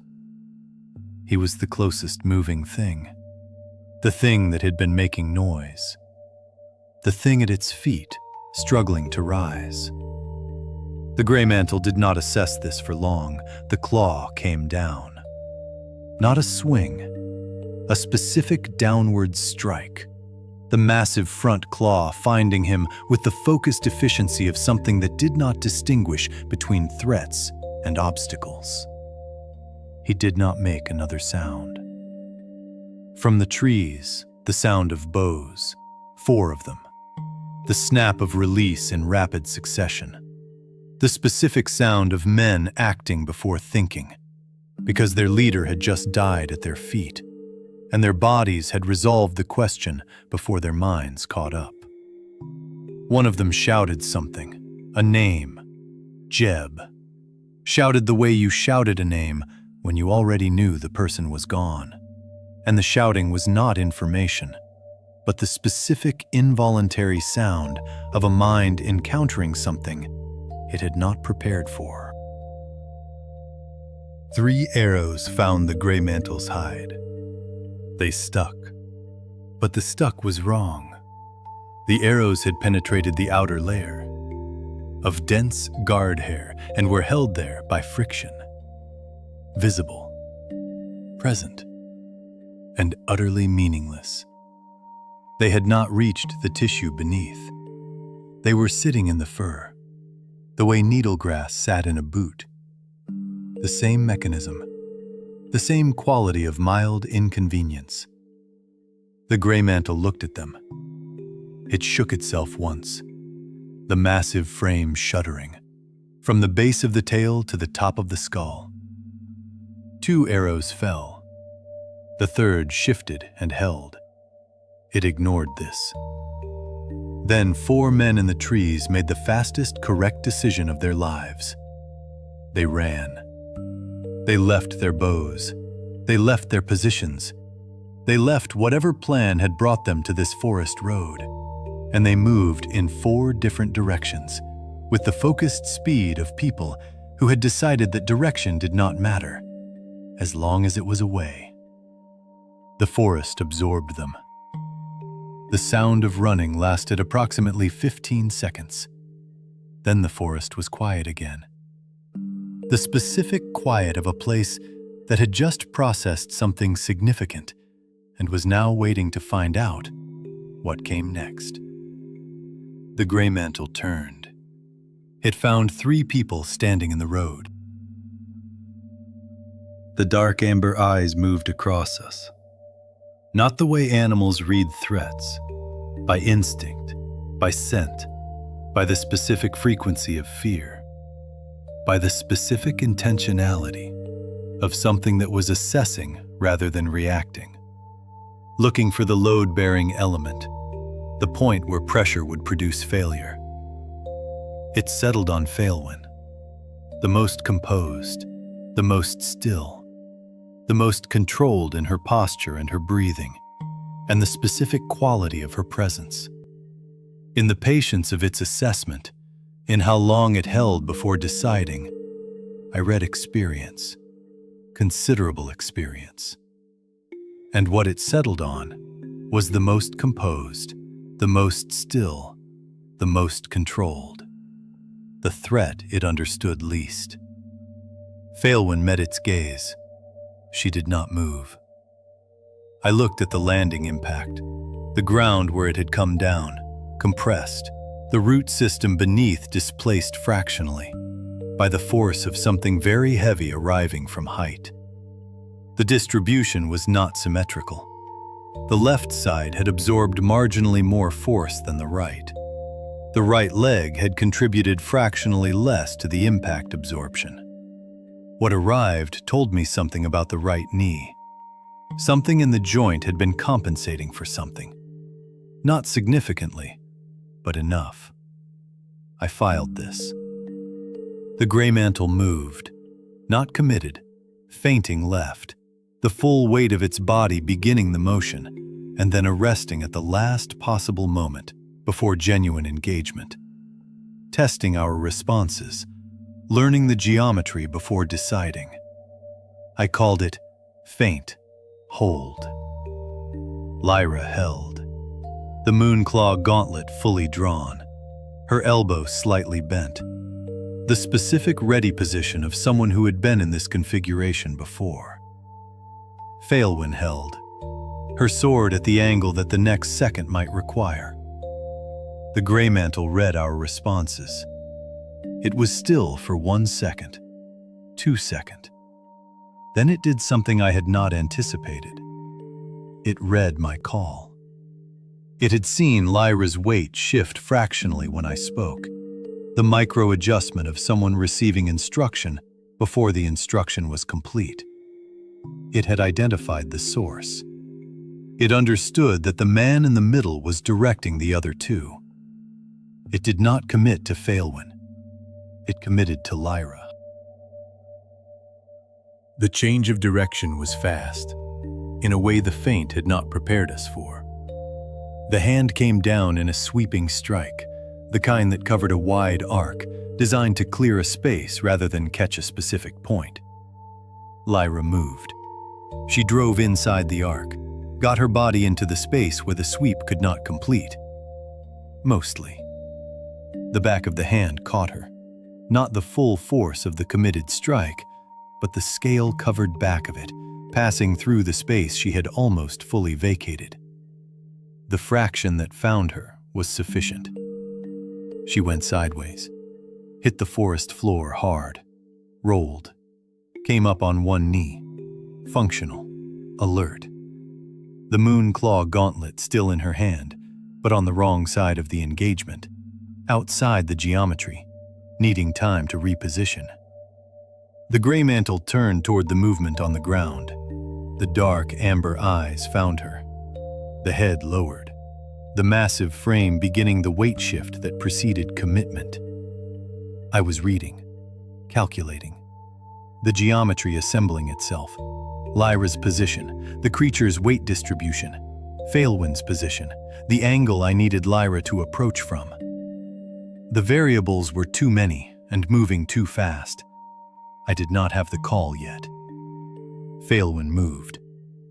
She put herself between the gray mantle and Lyra, not with a strike, not with a shout. She simply moved into the space between them and stopped moving. Sword out, both hands on the hilt.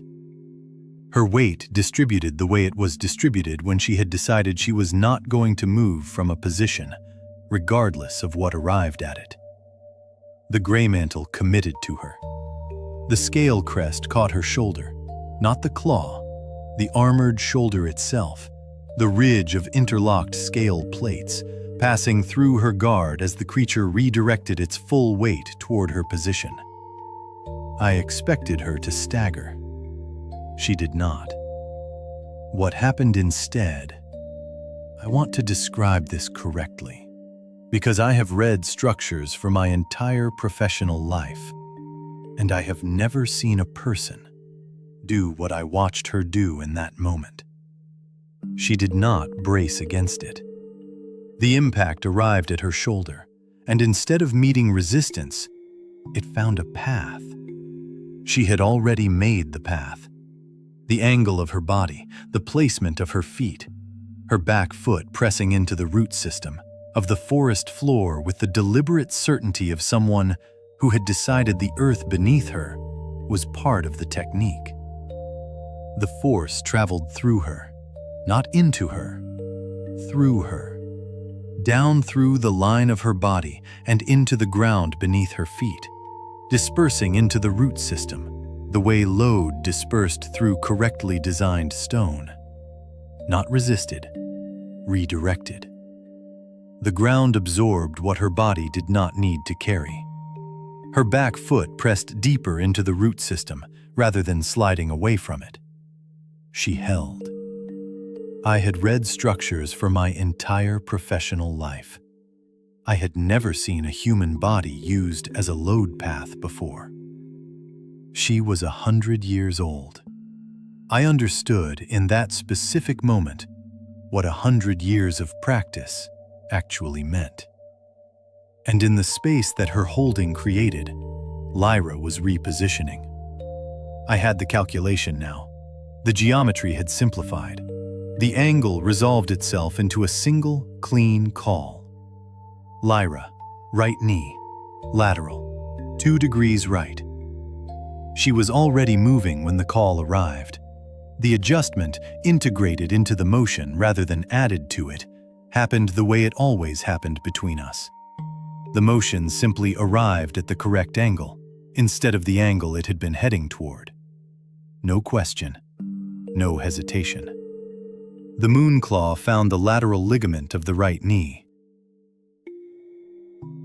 The gray mantle's right leg buckled, the massive frame redistributing instantly, the body's own intelligence, overriding the commitment to the strike and converting it into a managed descent. Front right knuckles going down, chest following, the head dropping forward and down. The jaw came forward. The back of the neck was exposed. Failwind was already there. I saw the blade change a moment before she arrived. Not the small, controlled flame she had used to light a campfire on the road. Something different in scale entirely. Something I did not have a framework for. The steel going from gray to amber, to a heat that had no visible color, only the specific quality of air distorting around it.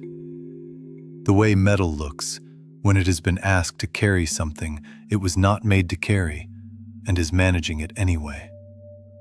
The forest around the blade seemed to pull slightly away from it, leaves curling at the edges without being touched, the moisture in the air near the heated metal evaporating before it could form. I had filed the campfire flame in the place where I put things worth knowing. I had not known what it could become. I stood in the forest and watched fire that was not performing itself, fire that was simply present, that had arrived because it was needed, that existed at a scale I had not understood was available. Travel through a sword in a woman's hands, toward the base of a creature's skull. Something in me understood, not as a thought, as a physical fact, that I was not on Earth. Not the crack, not the scaleback, not the archive, not the bracelet on my wrist, or the 2 moons crossing the strip of sky that had been accumulating since Sylvan Forest. This specific moment. Fire traveling through a sword because someone needed it to. The world operating by rules I had not been born into and had not been given, and could not fully read, no matter how many structures I measured. I was not on Earth. I had known this. I had been knowing it since the forest, but I had not felt it, not completely, not until this moment, in a forest on a road east of a lake city, where a silver-eyed elf drove a fire-heated blade into the base of a creature's skull, and the creature stopped being alive. Her sword entered at the base of the skull, where the fur thinned, where the bone transitioned from the reinforced architecture of the brow and jaw to the less protected region behind, where arrows had not gone. Precise, deep. The gray mantle did not make another sound. It lowered itself to the ground in stages, the knuckles first, then the chest, then the head, slowly, with the specific gravity of something very large that has decided to stop. The front claws uncurled from the forest floor, one by one. Faelwyn's sword came free. She stepped back once, and then both knees met the forest floor. Not dramatically, not with a sound. The controlled descent of someone whose body had made the decision before her mind could have argued with it, and who was not fighting the decision. Both knees on the moss and the root systems and the compacted earth of the old forest road. Her sword still in her right hand. Her head lowered slightly. Not collapsed. Present. The composure still there in the set of her shoulders, in the specific quality of her stillness, but both knees on the ground. This was the first time I had seen her at this register. Both knees. The magic had taken what it needed. Her body had given it. And now her body was accounting for what had been given. The forest was quiet. The birds coming back. The wind. The small movements of small things in the undergrowth that had gone still during the engagement and were now returning to their ambient frequency. I stood in the road and looked at Faelwyn on both knees on the forest floor, and understood that the fire that had traveled through her sword had not come from nowhere. It had come from her, and it had cost her, in the specific way that things taken from the body rather than from the world always cost. I understand now why she does not use it at that scale before. Standing in the forest, I simply filed it. The accounting came later.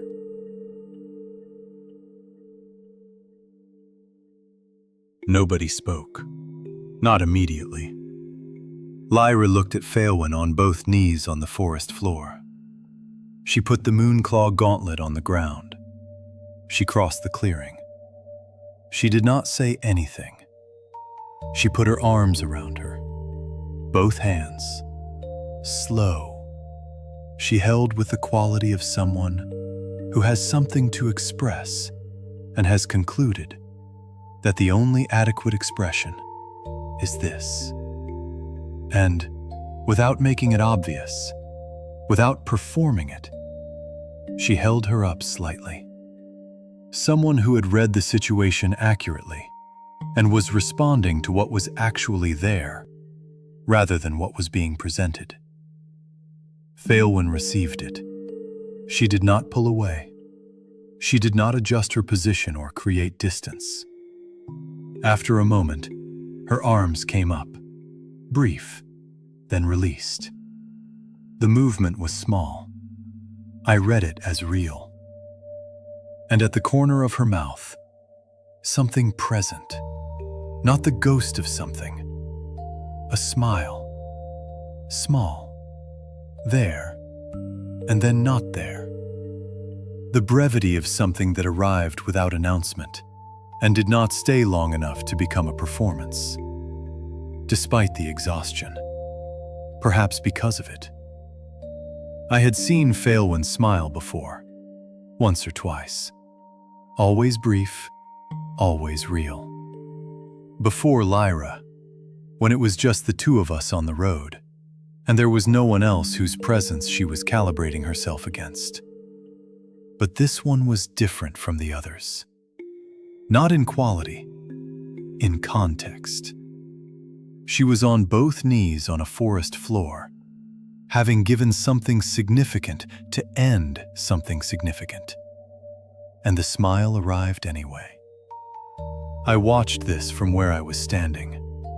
I was simply present, with the weight of what I was looking at. I thought about the fire in the blade, about the air distorting around heated steel, about the quality of a world that operated by rules I had not been born into. I thought about both knees on the forest floor, and a smile arriving anyway. I thought about what it meant, that I was standing in a forest, on a road east of a lake city, with these two specific people, and that this specific configuration of things had produced this specific moment. I stood in front of the gray mantle. I looked at the face, the heavy brow, the jaw, the deep-set eyes, still open, still amber, still carrying the quality of having been reading something a moment ago. The quality of something that had been assessing rather than reacting, looking for the load-bearing element, trying to understand before committing. It had done what I did. It had read my call and used it. I stood in front of this understanding for a long time. Not from grief exactly, from something that did not have a clean name in any language I knew. The discomfort of having helped end something that was clearly, unmistakably, doing what I did. Reading the world. Looking for the structural logic. Trying to understand before committing. It had simply been wrong about us. Or we had been faster. I was not entirely certain. There was a difference. So I opened the journal. I wrote 2 words.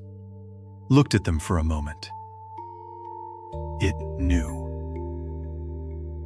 I closed the journal. Then I went to them. Lyra's field assessment was efficient and complete. No guild filing, no claim. An ambush on a forest road was survival. The guild had no claim on survival. The forest did not file reports. She moved around the gray mantle with the methodical attention of someone running an assessment she had been trained to run many times. The fingerbone sections first, both hands, each one checked individually. She took them. The eyes next, the dark amber optical tissue, the anomalous reflection property she had identified immediately. She took them. The guard hair from the upper mantle last, bundled and tied. She took them. She stood, looked at the jaw, the heavy architecture of it, a third of the skull's mass. Impressive. The kind of component a specialist buyer would find significant. She looked at it for a moment, left it. Too heavy for the value in the field. The calculation was clean. She made it and moved on without ceremony. Phaelwyn was still on both knees, not collapsed, present, watching Lyra work. With the composed patience of someone who had decided that what her body required right now was stillness, and that stillness was what she would give it. Her sword resting across her knees, the composure in the set of her shoulders, still there, unchanged. Someone who does not perform weakness any more than she performs strength. She was simply on the ground, because the magic had taken what it needed, and her body was accounting for what had been given. And she was not fighting that accounting. I looked at her for a moment. Then I moved to the body. I crouched beside him without ceremony, not from grief, not from disrespect, from the same instinct that made me read every structure I encountered. The understanding that what was in front of me was information, and information should be read completely before it was left behind. Crown marks, a folded cloth, a short blade in a sheath at his belt, well maintained, the edge sharp, the handle worn with use. A small sealed note. I opened the note. Brief, no names, a description. 3 people, specific enough that I recognized us. A route. The lake road east. And at the bottom, a mark. Not the 3 parallel lines, a variation. The same angle, the same spacing, but with a 4th line crossing the others at the base. A different level of the same organization, or a different branch. I could not tell which. I took the note, the crown marks, left the cloth. Lyra looked at the short blade, picked it up, assessed it, attached it to her pack without comment. I looked at the man's left wrist, nothing visible. I stood. I thought about the bar, about the cart moving through the gate that morning, with 2 guards who did not know her name. He had been part of what produced the cart. I did not know if what happened to him on this road was justice or simply consequence. I filed this in the place where I put things that did not resolve cleanly. Lyra looked at the body. She said, "Leave him. His friends will come back for him." Not a question, not a moral position. The practical knowledge of someone who had been on enough roads to understand how people behaved after something like this. Then she crossed to Phaelwyn. I looked at the gray mantle one last time. At the eyes still open, still amber, still carrying the quality of having been reading something a moment ago. It had known what it was doing, every step of it. I stood with this for one more moment, then I turned. Lyra was already at Phaelwyn's side, not asking, not waiting to be asked. She had finished the harvest, and she had crossed to where Phaelwyn was still on both knees, and she was simply there, available. Someone who had assessed the situation and decided what it required. I came to the other side. Phaelwyn looked at the 2 of us. She did not say, "I can manage." She did not perform the recovery she had not yet made. She simply accepted what was being offered with the quality of someone who has decided that accepting correctly is its own kind of dignity. The words came out low, almost to herself, as we brought her to her feet. The jaw was worth taking. Lyra's mouth did something that was almost a smile. She had made the correct call. Phalwyn had been watching from the ground and had noticed. Still herself, just trusting us with the parts she usually kept to herself. We helped her up. The three of us moved back toward the road, me on one side, Lyra on the other, Phalwyn in the middle, at the pace she could manage. No conversation about it. No acknowledgement beyond the physical fact of two people positioning themselves so that a third did not have to manage the forest floor alone. The forest closed behind us. The road was there, and so was the fallen tree. Massive, old. The kind that had been across that road long enough that the forest had begun growing around it. 3 people and 1 sword, and one of those 3 not yet fully back on her feet. There was no going through, not today. We turned back. The junction we had passed earlier, still there, the eastern branch picking up where this road could not continue. We took it. The horse was where Lyra had left it, the knot intact, the water and feed consumed. It looked at us when we emerged from the tree line. It looked at Lyra specifically, with the equanimity of an animal that had been told someone would be back, and had chosen to believe it. She untied it, checked it briefly. We loaded what we were carrying into the cargo platform. Phalwyn settled into the carriage. Lyra climbed to the driver's bench. I looked back at the tree line once. Then I got in. The road continued east. We followed it.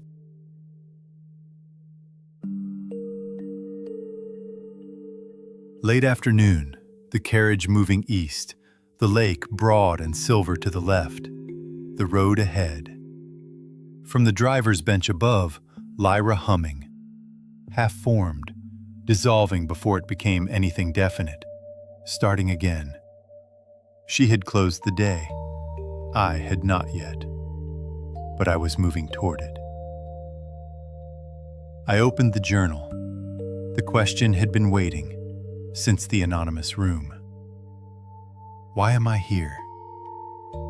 I thought about what the day had cost, about Marin, and the gap between trying correctly and trying sufficiently, about the way station and the material I had not accounted for, about the call I did and did not make on the forest road, about Phalwyn's sword heating to beyond visible color, fire from somewhere I had not known about, traveling through steel because it was needed, about both knees on the forest floor, and a smile arriving anyway. The answer was not in any single thing. It was in the accumulation of them. I wrote it down, looked at it for a moment, closed the journal. The bracelet on my left wrist, rough cord, uneven knots, made in this world, still strong, exactly as promised. It sat differently than it used to, looser. I noticed this without examining it too closely. Phalwyn was beside me. She had been quiet since the forest, not the quiet I had learned to read from her, the wall, the composure, maintained deliberate distance. Something different. The quiet of someone who was managing something and had decided that quiet was what the managing required. Her left shoulder against the carriage wall, her sword across her knees, the habit of someone who kept it close, even when there was nothing to keep it close for. The eastern tree line was wrong. I had been reading it since we left the forest. The bird distribution concentrated at the western edge. The displacement closer than it had been, when we left Langervan, significantly closer. Failwin's silver eyes had moved to the same tree line. She looked at me. I looked at her. Neither of us spoke. Lyra hummed above. The road continued. I didn't tell them what I had read in the forest. Not yet.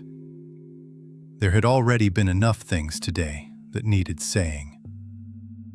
The afternoon moved toward evening, the lake light changing, the surface moving from silver to something warmer.